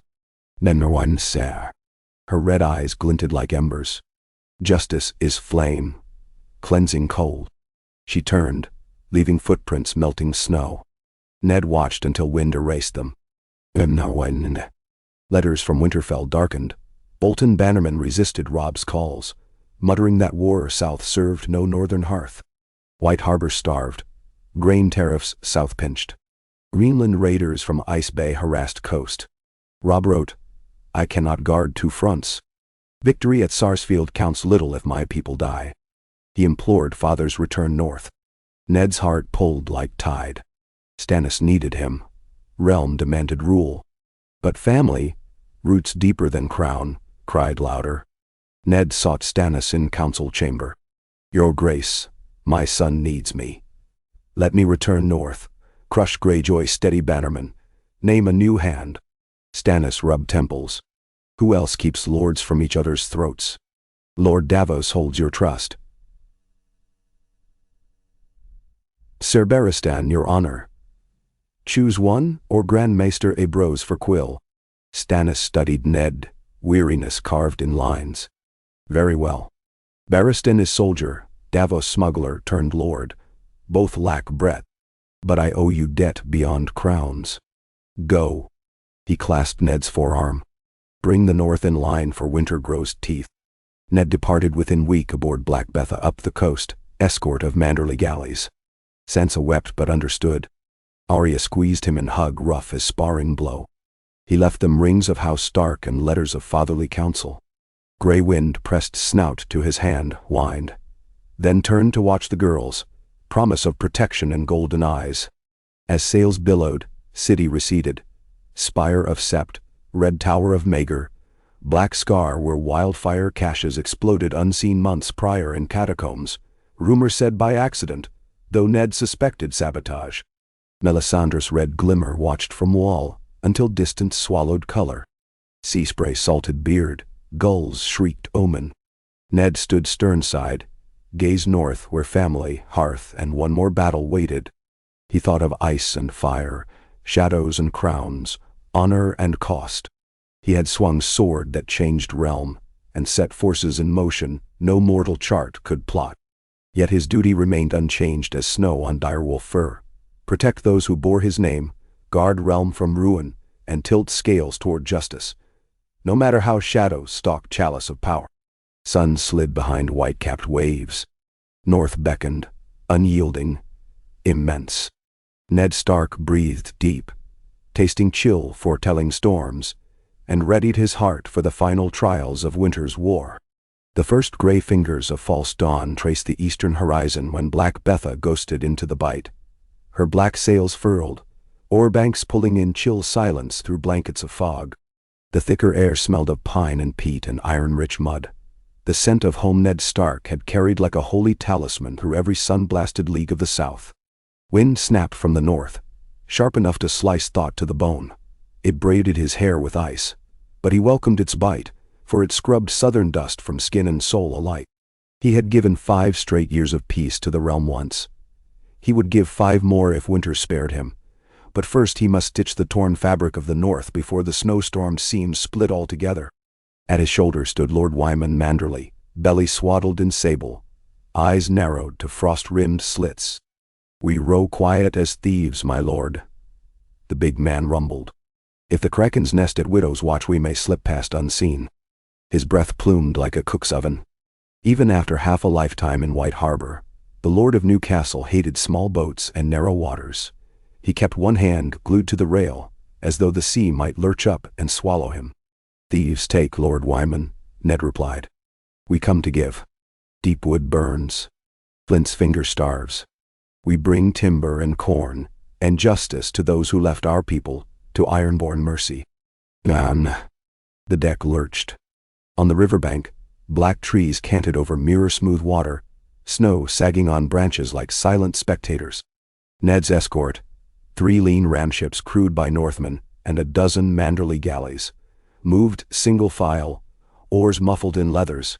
The hulls carried grain from the reach, kegs of Dornish wine prized from royal cellars, bolts of cloth loomed in King's Landing workshops, and casks of Southron pitch for siege engines. Ned had insisted the first relief to the north sail aboard the very ships that bore him. He would not wear a crown of command while his folk begged crumbs beside cold hearths. Davos Seaworth had guided them across storm-hammered seas, but parted at Skagos to resupply Stannis' eastern watch. In his stead Ned relied on Captain Harlan Hornwood, red-bearded and hawk-eyed, whose family holdfast now flew the Kraken after Leechmouth raiders slew his cousin. "We near the Long Lake tributary, my lord," Hornwood called from prow.eye. Another hour of fog and we hug Rill's water to Queen's Crown. He gave the ship Jarl's hand signal to lie ready. 2 fingers curled, palm down. Silent oarsmen bent into their stroke. Night's last tatters peeled away.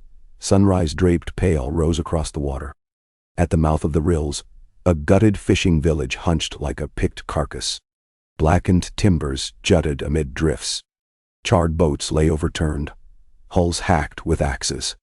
Ned's jaw clenched. Ravens had carried word of ironborn raids, but parchment ink was thin.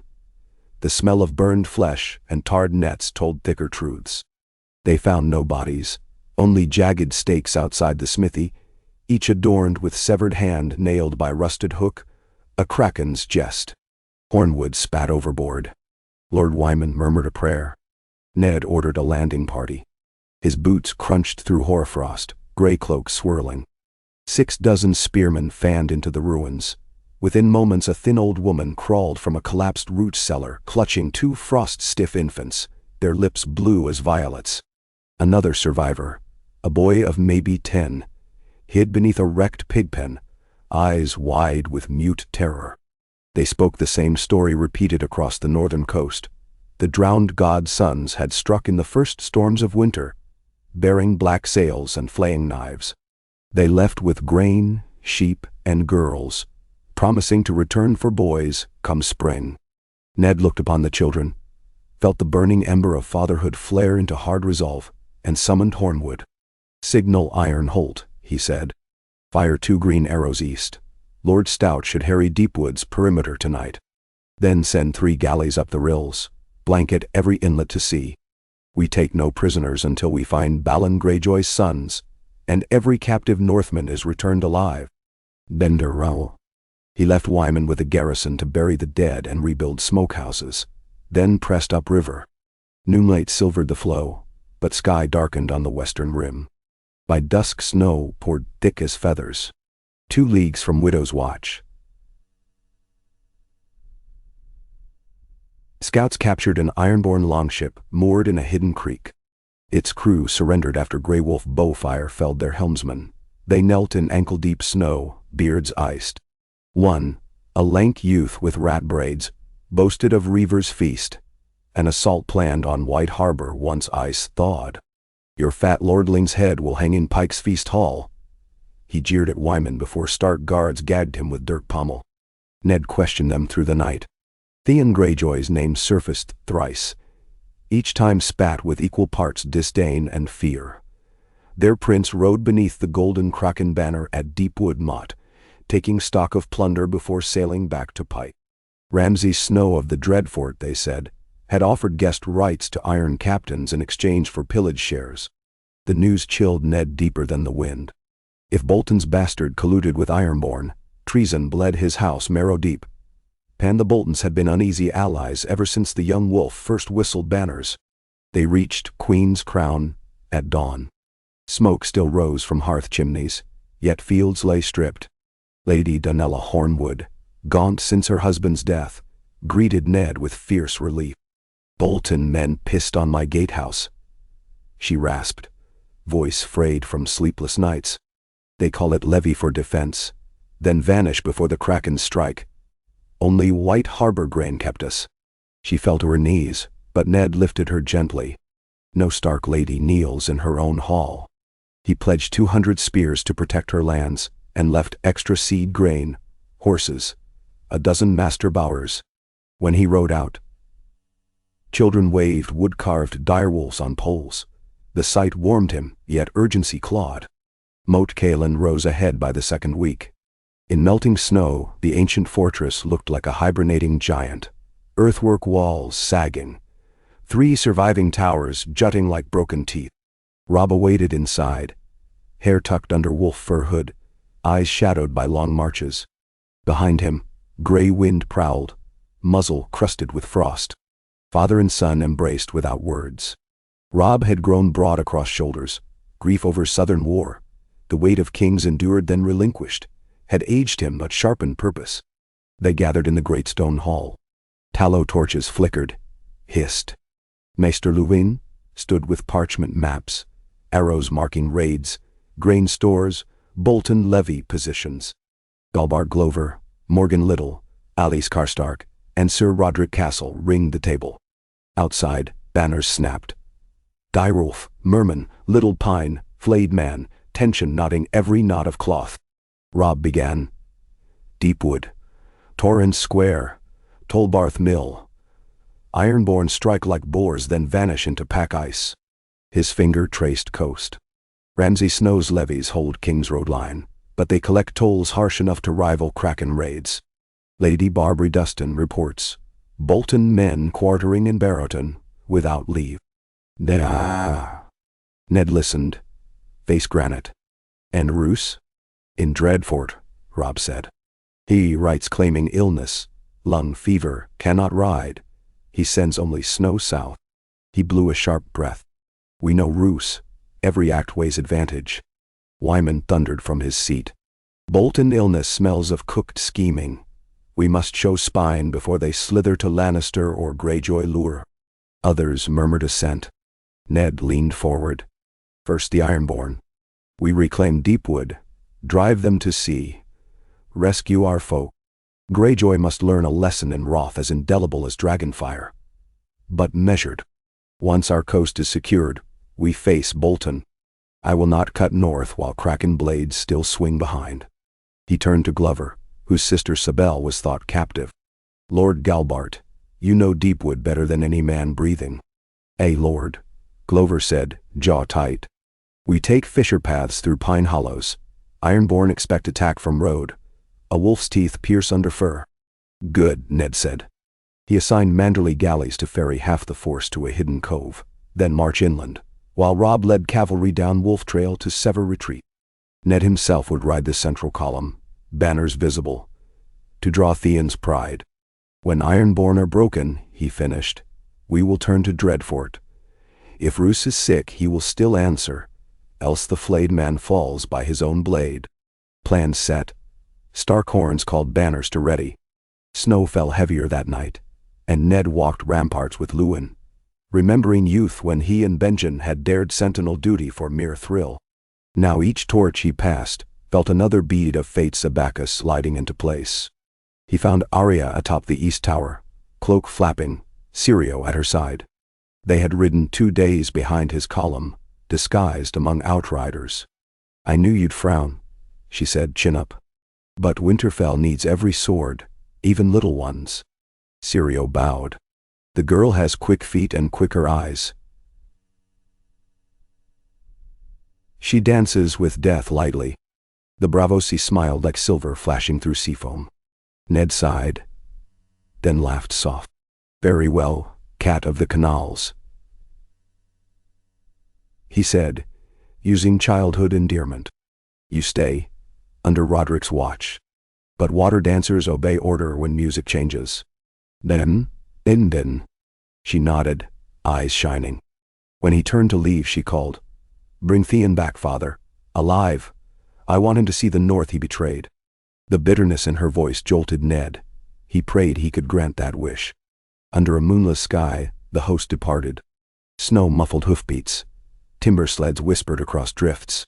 Ned rode beside Robb through pines whose branches sagged heavy, fresh fall deadening scent of copper sap. Ning scent. White ravens croaked overhead, their presence a dire omen of deepening winter. Yet hearts carried ember of hope. Home-soiled battle offered clarity lacking in South's treacherous court. They reached Wolf's Mouth Ravine after 3 days. Glover's scouts found Ironborn sentries drunk on stolen ale. Helmets hung on posts like grotesque ornaments. Swift daggers ended their watch. Columns split.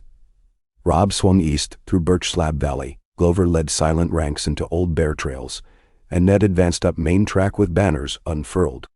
Before midday, they crested a snowy knoll overlooking Deepwood Motte. The wooden palisade, once sturdy, had been reforged with green logs, iron spikes gleaming at new gatehouse. Ironborn thronged ramparts, fur cloaks flapping, reavers laughing at hanged corpses of Glover men, fresh executed to intimidate. Ned scanned the yard. There stood Theon Greyjoy on a makeshift dais, black Kraken cloak swirling, sword resting across shoulders as he addressed warbands. At Ned's signal trumpets blared. Stark shields clanged, wolves howled. Battering rams rolled beneath hides soaked against fire. Arrows lit the pale sky like fleeting constellations. Ironborn scattered, scrambling for bows and stones. Ned's men roared winter as ladders slammed palisade. Axes bit timber. Within heartbeats, the gate buckled. Ironborn poured oil, torches arced. Fire erupted along picket lines, but damp logs hissed and smothered in sleet, smoke choking defenders instead. Manderly crossbowmen picked targets on ramparts. One iron captain toppled shrieking, axe tumbling midair. Sudden horn blasts from rear signaled Glover force bursting through East Sally Gate, having hacked their way with minimal noise. Inside walls chaos bloomed. Reavers caught between two wolves. At distant Timber Bridge Robb's cavalry thundered in, gray wind leaping trenches, tearing throats. Theon rallied dozens shield men around him retreating toward Keep, but Ned's vanguard cut them off. Father and once ward locked stares across churned snow. Theon's eyes flickered shock, then forced bravado. "Lord Stark," he called, voice hoarse above din. "I warned you old gods were weak to salt." He raised blade, gleaming Valyrian shortsword gifted by Balon Dada. Ned dismounted, drew ice. Despite weight he carried it fluidly, wind keening along rippled steel. "Lay down arms, Theon. End this blood. Blood buys father's respect." Theon spat. "I was 9 when you took me hostage. Years in wolf den. Never a wolf. Now I'm Kraken true." "Child," Ned said, sorrow thick. "I offered you brotherhood. You chose vanity." Screams echoed. Theon's sword whipped high. He lunged Quicksilver. Ned parried. Clash rang pure. He stepped aside, let momentum carry Theon past, then struck pommel to back of knee. Theon staggered, but rolled, sliced upward. Ice blocked. Sparks flew. Ned spoke as they fought. "Enough deaths. Yield and face justice. I swear fair trial." Theon snarled, feinted left, then thrust for Ned's shoulder. Ice pivoted, caught blade. Ned twisted, wrenched sword free, booted Theon's chest. He flew back, slammed into post, sword skittering. Stark soldiers closed. Spears hovering. Theon panted. Snow-clotted hair. "Father will flay you alive," he hissed. "He sails for stony shore as we speak." A howl cut his words. Gray wind bounded over corpses, lips red. He circled Theon snarling. Ned raised hand. "Hold," he murmured. The direwolf froze, whining low. Robb strode through shattered gate, helm dented, cloak smoking. "Take him," he ordered. Chain shackles locked about Theon's wrists. Glover rescued his sister and other captives from Great Hall's cellar. Tears and cheers echoed. Ironborn broken, Deepwood reclaimed by dusk. Fires quenched, wounded, tended. Ned walked palisade, counting dead. He spared a moment to kneel beside each Stark man, whispering name for soul's record. Loss weighed heavy, but victory saved hundreds. That night feasting fires crackled in courtyard. Rescued folk ate bread soaked in broth, eyes shining disbelief. Yet council met in Longhall. Maester Lewin tended maps of coast. Word arrived of Ironborn retreat from Bear Island under harass of Mormont galleys. But Pike would not yield. Balon fortified Sea Rock, boasts carried by gulls. Robb argued sailing a fleet to drown Kraken at source. Wyman cautioned winter storms would smash longships and grain both. Glover urged hitting Torrhen Square to drive final wedge. Ned listened and spoke. "Our victory wins respite but not end. Balon will raid till his dream of salt throne drowns in own blood or South's war demands recall. We cannot commit full host to isles during winter. But we can sever their reach, fortify coast, hunt longships, strangle supply." He proposed using captured Ironborn prisoners as bargaining chip, offer exchange for Northmen enslaved on Pike. If Balon refuses, we hang them on his beaches come spring tide. Kraken feeds on Kraken. Harsh words, but war forged harsh resolve. Leadership agreed. Next day Ned convened tribunal outside Deepwood's hall. Ironborn captains knelt in chains. Ned recited crimes: murder, rape, arson. He spared deckhands pressed to fight, demanding they swear the old Kraken vow of saltwives, and become thralls to rebuild what they burned. They accepted, eyes downcast. Captains refused contrition. Ned passed sentence. Heads fell beneath ice, blood steaming on snow. He did not flinch, but his hands shook after. Each stroke chipped his soul, yet mercy to killers mocked those already dead. Theon remained under heavy guard. In private cell, he shifted from arrogance to pleading, stammering tales of Bolton promises that encouraged his rebellion. Ned questioned him days, gleaning fragments. Ramsay had sent coded ravens offering alliance, hinting he'd deliver Winterfell once Kraken broke coast. Ned's fury flared. Collusion confirmed suspicions. Snow deepened. Supply lines strained, but Manderley wagons reached Deepwood, delivering grain and timber for palisade repairs. Ned dispatched letters to White Harbor, Bear Island, Barrowton, commanding levy of men and stores. He tasked Galbart Glover to hold Deepwood with garrison, then marched main host east toward Dreadfort. The journey lasted a fortnight, roads knee-deep in powder. Wolves howled nightly. Fires scarce, men huddled close. At Wolfswood Edge, they found a Bolton outrider company frozen where they stood, throats slit, flayed sigils ripped from cloaks, replacing skin. Message clear: Ramsay brooked no witness to treachery. They pressed on. The Dreadfort's pink stone towers rose above white plain like infected scars. Smoke wafted from chimney stacks. Crimson banners of flayed men drooped heavy. Scouts reported peasants penned in corrals outside walls awaiting levy, a word now meaning extortion. Inside, rumor said Roose still ailed. Ned knew ancient castle possessed formidable curtain walls and hidden murder holes. A frontal assault in winter risked slaughter. Instead, he summoned castle envoy under Parley flag.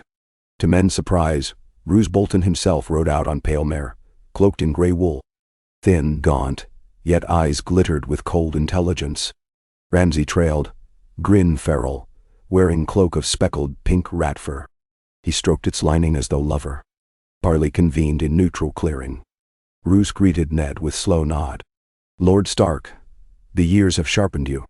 "And you, Lord Bolton," Ned answered. "I would speak plainly. Evidence ties your son to ironborn raids and extortion. Your levies harass our folk, weaken the north in hour of need." Roose's lips barely moved. "Ramsay is spirited. Boys play rough, yet proof." Theon, bound and bruised, was thrust forward. He recounted Ramsay's letters promising Winterfell, presented seal ring Ramsay had given as token. Ramsay hissed, but said nothing. Roose's pale brows lifted faintly, a mask of surprise that fooled none. A Greyjoy's word bears less weight than wind. Ned produced intercepted raven scroll from Hornwood, bearing cryptic flayed man cipher. Roose's nostrils flared. Ramsay lunged, spears barred him. "Father, kill these traitors," he snarled. Roose's gaze shifted to his bastard, a look colder than winter moon. "Silence," Roose said softly. Ned spoke. "You swore oath to House Stark. Break it and face forfeit. Turn over son for trial. Restore grain and men. Bend knee anew, and the north may yet weather winter united." Snowflakes drifted, settling on helms. Silence tense. Roose's fingers tapped reins. At last he sighed. "The north stands only by old bonds," he said. "I yield Ramsay to your justice." Ramsay's eyes bulged. "Father!" Guards seized him. Roose's expression remained unreadable. "In exchange I retain seat, raise banners true, contribute 4,000 men, and larders of flint and salt beef." Ned weighed risk. Rob's nod signaled agreement. Ramsay spat froth, cursing Father Stark's gods. Ned ordered him chained in iron wagon with Theon. 2 traitors, mirror images of broken oaths. He left garrison of Mormont archers inside Dreadfort, under watch of Sir Roderick, while Roose rode to Winterfell escorted, his loyalty on thin ice but needed. Snowstorms thickened, but north at last stitched. Banners flew direwolf above all keeps. Ned spent fortnight at Winterfell, first time since South, kneeling in Godswood before Hearttree. The ancient face seemed to weep tears of crimson sap onto snow. He laid ice against roots and whispered names of fallen. Benjen, Catelyn's father, Renly, countless soldiers. He asked old gods to watch Sansa in South, Arya swords dancing, Bran dreaming wolf dreams far away, to forgive blade strokes had delivered, crimes he must yet commit for realm's safety. Yet respite brief. Ravens from Castle Black arrived, strange dead found in haunted forest, black-fleshed whites that rose with blue eyes. Lord Commander Jorah Mormont begged more men. Winter's true enemy stirred beyond World of Kings. Robb urged march to Wall. Maester Luwin counseled diplomacy. Grain low. Wyman argued focus on rebuilding. Ned heard them, heart heavy. He knew promise given to Stannis, to return once north steady. And capital now cracked after Renly's death. Varys' letters described Tyrell anger, Melisandre's shadows prowling rumor. West, Tywin licked wounds, forging alliances with Dornish through marriage talks. War of Kings had paused, but winter itself declared war. No crown could parley. Ned convened Great Hall Council. He spoke. We stand at crossroad of storms, Ironborn still at sea, lions sharpening claws, shadows in south, and dead walking in north of the wall. We cannot fight all, so we forge blades of unity. And he unveiled strategy. Send Robb with 2,000 seasoned riders to aid Castle Black. Swift response, foe unknown. Leave Galbart at Deepwood to guard coast. Wyman to command White Harbor Fleet blockade against Ironborn. Roose Bolton, watched closely, would lead mixed levies to guard King's Road choke and furnish grain to holds. Ned would depart again south come spring, bringing Ramsay and Theon for King's justice, ensuring northern voice in capital, countering Melisandre's influence. Council debated until torches burned low. Decision unanimous. Realm's survival required trust across distance, hearts bound by Wolf's oath. Long nights followed, yet flickers of hope glowed. First thaw arrived early spring, ice cracking across ponds. Ravens returned. Robb's vanguard reached Castle Black, foiled White attack, saved Lord Commander though burnt scars mar men. Stories of giants and white spiders chilled hearths, but unity of North Watchers soared. Karstark and Umber shoulder to shoulder on wall, singing old hearth songs. Deepwood launches retook Bear Isle settlers. Glover banners flew high. Balon Greyjoy died. Struck by bridge collapse amid howling gale. Some said pushed by brother Euron, newly returned. Ironborn captains splintered, feud for Seastone chair. The sea quieted at last. In King's Landing, Stannis struggled to keep Tyrell support. Sir Loras demanded justice for Renly. Melisandre murmured of Azor Ahai. Varys' letters hinted Cersei whispering poison into Tommen's ear from Casterly Rock. Joffrey rode with mercenary band across Shield Islands, harassing Reach ships. Realm perched on edge. Ned prepared to sail south again with delegation. Wyman's younger son Willis as envoy Maester Luwin, a score of northern hedge knights, and the 2 prisoners for trial. Before leaving, he walked Winterfell's battlements at dusk. Snowmelt trickled beneath stone. Arya joined him, freshly returned from Wall journey delivering messages. Her eyes held deeper shadows yet fierce purpose. She asked to sail with him. He refused, tasked her to train new guards, watch over Bran and Rickon. She frowned, then hugged him hard, whispering, "Bring back Sansa." Down in Godswood, he found Roose Bolton, standing beneath Weirwood. The man turned, pale eyes unreadable. "Our pact holds," Roose said calmly. "Bolton men march, when Stark banners call." "For realm's sake I hope that is true," Ned answered. "Break it, and Winter will remember." Roose inclined head, a gesture both bow and threat. On eve of departure, feast filled hall with venison and rare honey cakes.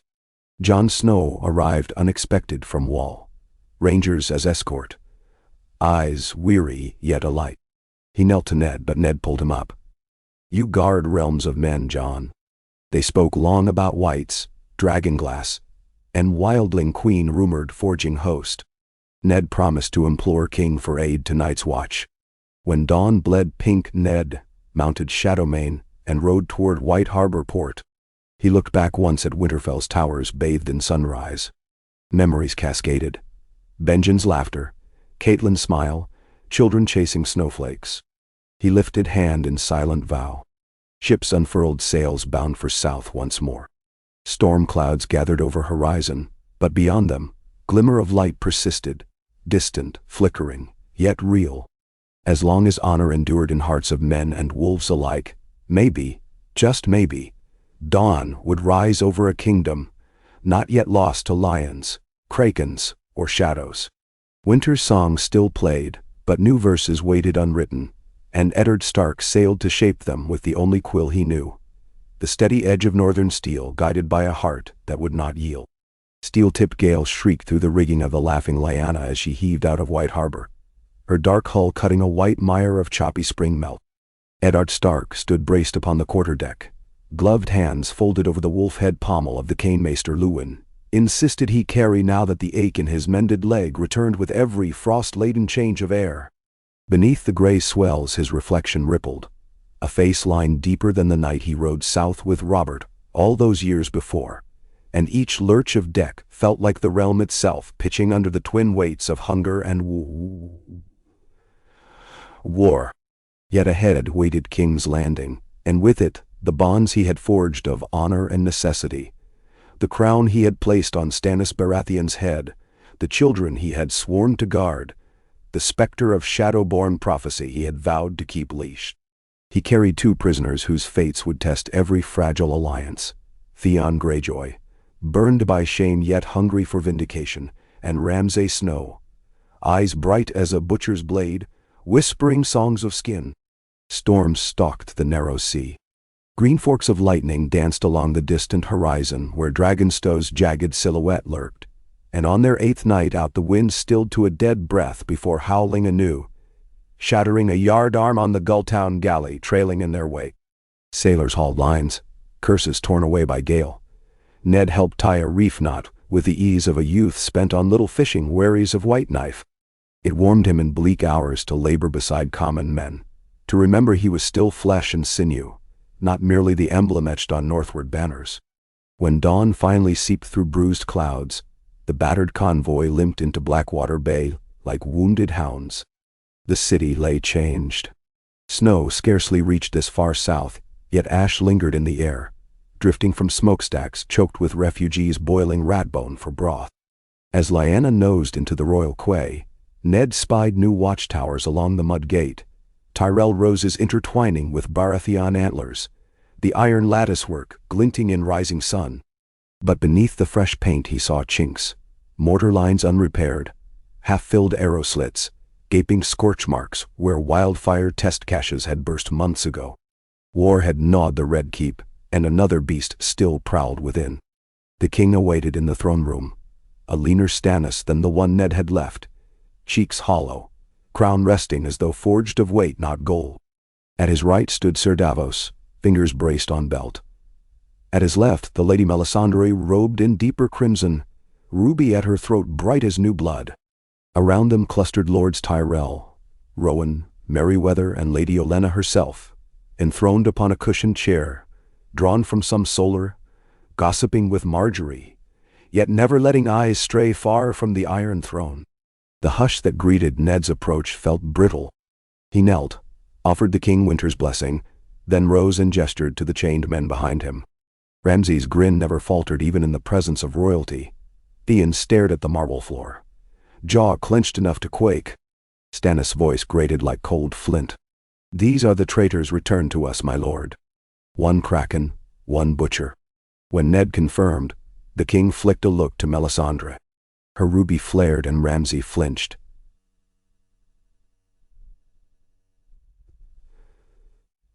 Sweat bead under pale hair. "They will stand trial," Stannis declared. "But first, the realm requires answer to new wounds. The lion stirs again." He spoke of raids along Mander Valley led by Sir Adam Marbrand and Gregor Clegane, of Dornish skirmish banners sighted at Prince's Pass, of whispers that Joffrey had wed Arianne Martell aboard ship off Tarth to secure Viper fangs for Lannisters. Word from Sunspear is muddied, Davos added, but my men say a Myrcella look-alike rides with their convoy. Cersei's ruse, perhaps. Olenna chuckled, the sound like scissors snipping thread. When queens and sparrows trade costumes, the realm catches the pox. Let us burn the masks, I say. Ned felt undercurrent of tension. Tyrell lords eyed Melisandre's ruby the way sailors eye lurking reefs. Stannis pressed on. Their harvest wagons dwindled, half lost to lion sorties. If grain caravans from Reach could not pass safely before summer heat withered what fields remained, King's Landing would starve. We march, Stannis announced. Before the moon's turn again, we strike the lion's teeth on Blackwater's western bank. Sir Loras will protect supply behind us. Lord Stark, will the North stand in this? Ned weighed. His own men were weary from coast campaigns. Robb clung to the wall with wildling tension mounting. Yet to deny now would unravel the thread binding wolf to stag. The North lends what sinew it can, he said, but winter gnaws. We must guard against famine, else our spears snap like dry pine. Bendoer. A murmur rose among southern lords. Some scoffed that northerners always feared famine. But Melisandre spoke above them, voice smooth as embers. What the hand says is truth. Hunger is the shadow's brother. Feed the people, and they will follow even into night ablaze. Stannis nodded once. Then we ride within the fortnight. Until then, order shall be hammered straight. He banged Lightbringer on marble. Guards hauled Ramsay and Theon away to black cells. After council, Ned sought Sansa Dole. She greeted him in her modest solar overlooking the gardens, Tommen studying history scrolls at her knee. Joy lit her emerald eyes. She pressed cold fingers to his beard, as though to confirm flesh. They spoke softly of Arya's letters, of Robb and Bran, of the North's resilience. She told him Lady Olenna's subtle tutelage had honed her court sense. She served as gentle advisor to Tommen now heir, a reed between Queen Mother far away and the throne too heavy for a gentle child. He trusts me, she whispered, and Ser Barristan guards us close. That evening Ned dined with Davos upon ramparts to catch salt wind. Lights twinkled across Blackwater, from smugglers' skiffs, Davos said, running bread to Flea Bottom. Without them half the district would eat sewer weed. They discussed Night's Watch pleas. Davos promised to nudge the king, but said Tyrell Wheat bought that favor today. Kings weigh hunger over ghosts. Ned retired to Tower of the Hand, Long Hall now stripped of Baelish's gaudy carpets. Sleep came fitful. Before dawn a rattle at shutters woke him. A crow perched, bearing scroll sealed in black wax. He slid it. Joan's hand, terse. Wildlings massing at Frostfangs under a man they call the king beyond the wall. Whites push from further north. We hold but need men, Dragonglass oil. Send help, or we are lost. Jon ended with a plea. Tell my sisters I stand for them in the dark. Ned read twice, then summoned a page to rouse Maester Luwin and Davos. If the wall fell while they quarreled over grain, the realm would have no need of bread. Council convened at noon. Ned read Joan's letter aloud. Some scoffed. Mace Tyrell blurted, fairy tales to frighten small folk, until Melisandre murmured that she had tasted the cold in her fires. At that, silence crept. Stannis' jaw flexed. He announced he would sail to the wall after smashing Lannister resistance. Lightbringer's flames would scatter the whites. Ned argued time too dear. A king's absence might unravel alliances, but ignoring the threat court disaster. They compromised. Sir Davos would depart at once with 5 galleys, 200 veteran spearmen, crates of obsidian arrowheads forged in Dragonstone's pits, and ravens to each northern holdfast. Lord Wyman pledged a levy of whalers and archers to sail once harvest shipped. Satisfied though uneasy, Ned turned back to immediate strife. Trial of Ramsay and Theon began 3 days later before packed Great Hall. Grand Maester Ebrose presided with parchment of charges. Witnesses came. Lady Donella Hornwood, thin as wind-blown reed scorching snow with words of gutted kin. Cybele Glover describing iron-born bonfires. Even Sir Roderick, face carved by fatigue, delivered blunt testimony. Ramsay's defense reeked of contempt. He claimed he served Bolton Levy, only taking what war required. Theon cast eyes down, voice faltering apology. Swore Ramsay lured him with promise of reclaiming family dignity. Tyrell courtiers whispered that Theon's tale tugged hearts. Ramsay's grin curdled them. Ned gave statement last. He spoke of honor betrayed, of northern villages burnt, of children orphaned. He asked court, remember justice not vengeance, but also remember they judged with winter's breath on their necks. Such crimes echoed long. The panel, Stannis, Davos, Olenna, Ebrose, Sir Barristan, retired briefly. Verdict swift. Ramsay guilty of treason, murder, rape, Totto. Theon guilty of treason. Spared murder by his staying hand at Deepwood. Leniency weighed for cooperation. Sentence. Ramsay to die by King's decree. Theon to take the black contingent on Night's Watch acceptance. Execution dawned crimson. Yard still slick from chilled rain. Stannis insisted law demanded King's sword. Ned asked leave, for northern crimes required northern steel. Stannis allowed. Crowd hushed as Ramsay was led in rough-spun tunic, still smiling as though joke only he heard. Ice flashed. Smile vanished in single sweep. Head tumbled, hair darkening snow. Ned breathed ragged but steady. No cheer rose, just exhale of fear. That evening Ned visited Theon in black cells. Shackles removed, he sat hunched as a boy lost on strange shore. I will go north, Theon said before Ned spoke, and I will earn watch cloak proper. His eyes, once bright with swagger, now held dim candle of resolve. Ned nodded. Redemption is path walked step by step, he said. The wall is long road but end matters. Ships bearing Theon, Night's Watch recruits, and Davos relief stores sailed next tide.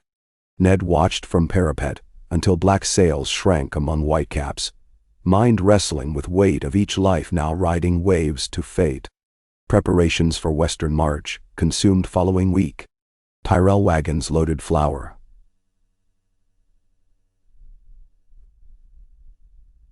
Smithies hammered spearheads. Melisandre oversaw priests, blessing new banners with fire sigils. Crimson wax sealing arrowheads, tipped in oily resin. Such zeal unsettled northern pikemen. But Ned focused on forging unity lines. Karstark detachments drilled with Stormland sergeants. Dreadfort spears, now commanded by Maester Knight Qyburn after Roos's illness, kept him at Winterfell. Drilled in silence. Qyburn's soft courtesy belied rumored dark studies. Ned eyed him warily but needed every spear. On eve of departure, Sansa asked private audience. She spoke of strange comings in silent tunnels beneath Red Keep. Whispers of green flaming rats, alchemists vanished.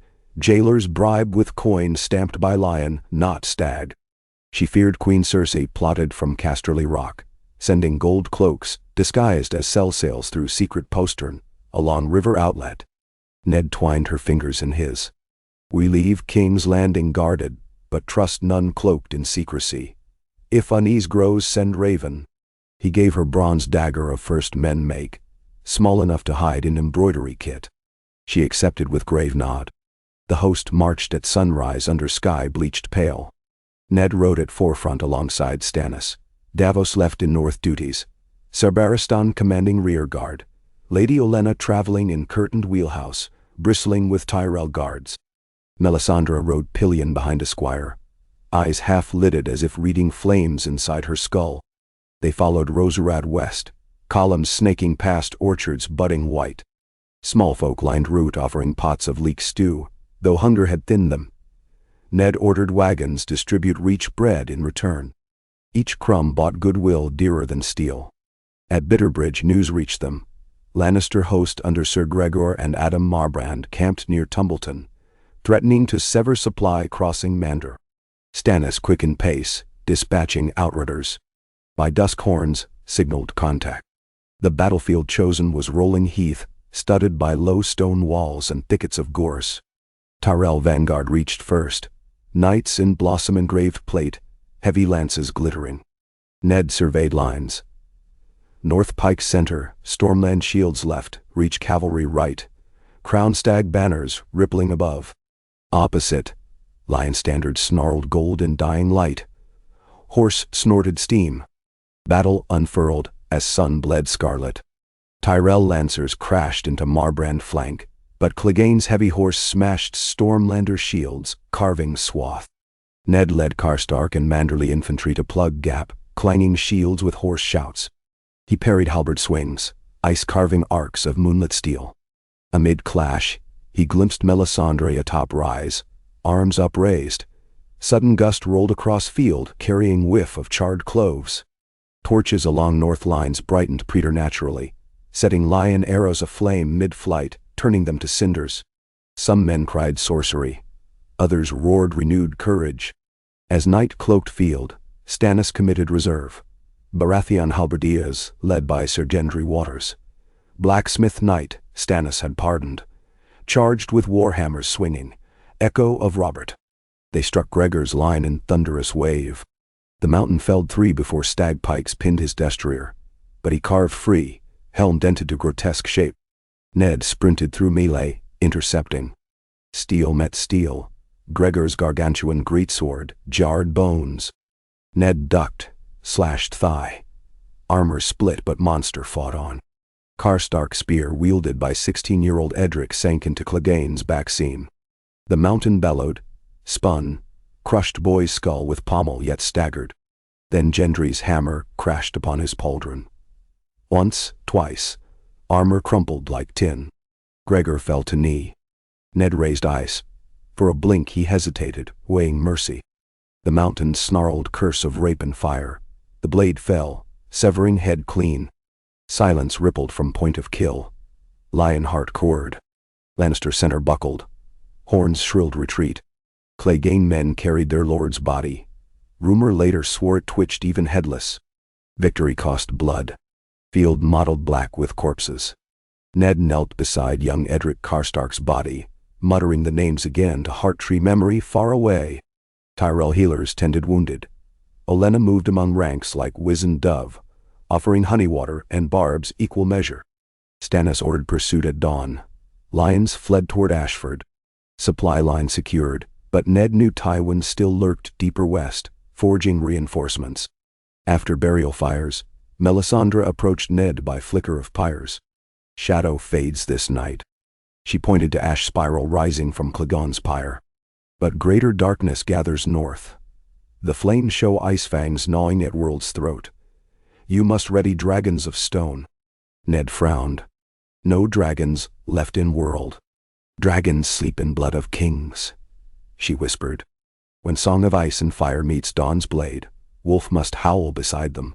Before he could ask, she turned away, cloak soughing as dying fire spat sparks.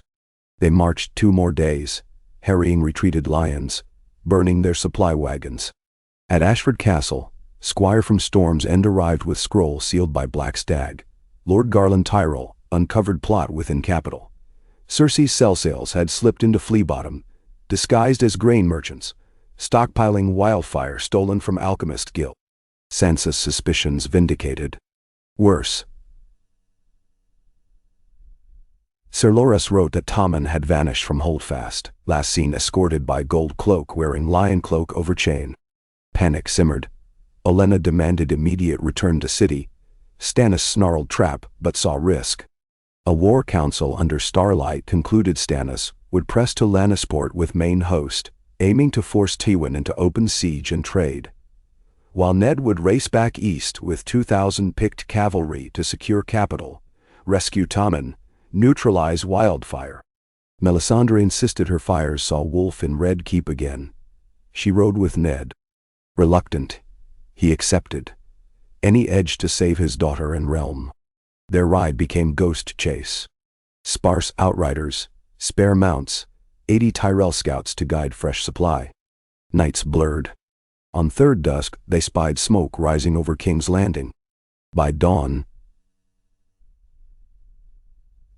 city walls glowed ominous green in patches where wildfire casks had erupted, sign of sabotage or accident. Inside Gate of the Gods, rioters clashed with gold cloaks. Someone spread rumor King slain, enemy within. Ned's column stormed gate after short skirmish. Streets choked with debris. Flea Bottom burned in pockets of bright green flame that hissed unnatural heat, yet refused to spread in cold damp. Sir Barristan met them at Maegor's Holdfast, armor dented. His report: Tommen taken to Sept of Baelor by men claiming High Septon's order, then vanished into catacombs. Sansa defended Myrcella and Lady Olenna in Tower of the Hand, but Selsail bands led by ex-Provosi tried to breach. They repelled with few casualties.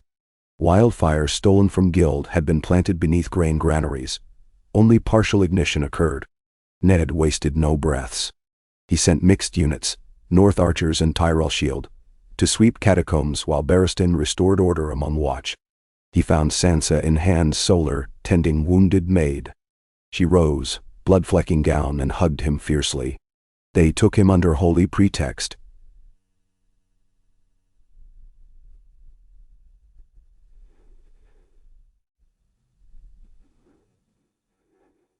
The High Septon is dead. Strangled, perhaps hours before. Her voice cracked. I feared they meant to burn the city from beneath. Ned soothed her, eyes flinty. We end this now. He ordered Melisandre to accompany catacomb party. Her firesight might sniff out tomes of green death. She obliged, ruby pulsing. Down spiral stair they descended. Ned Melisandre, 20 spears.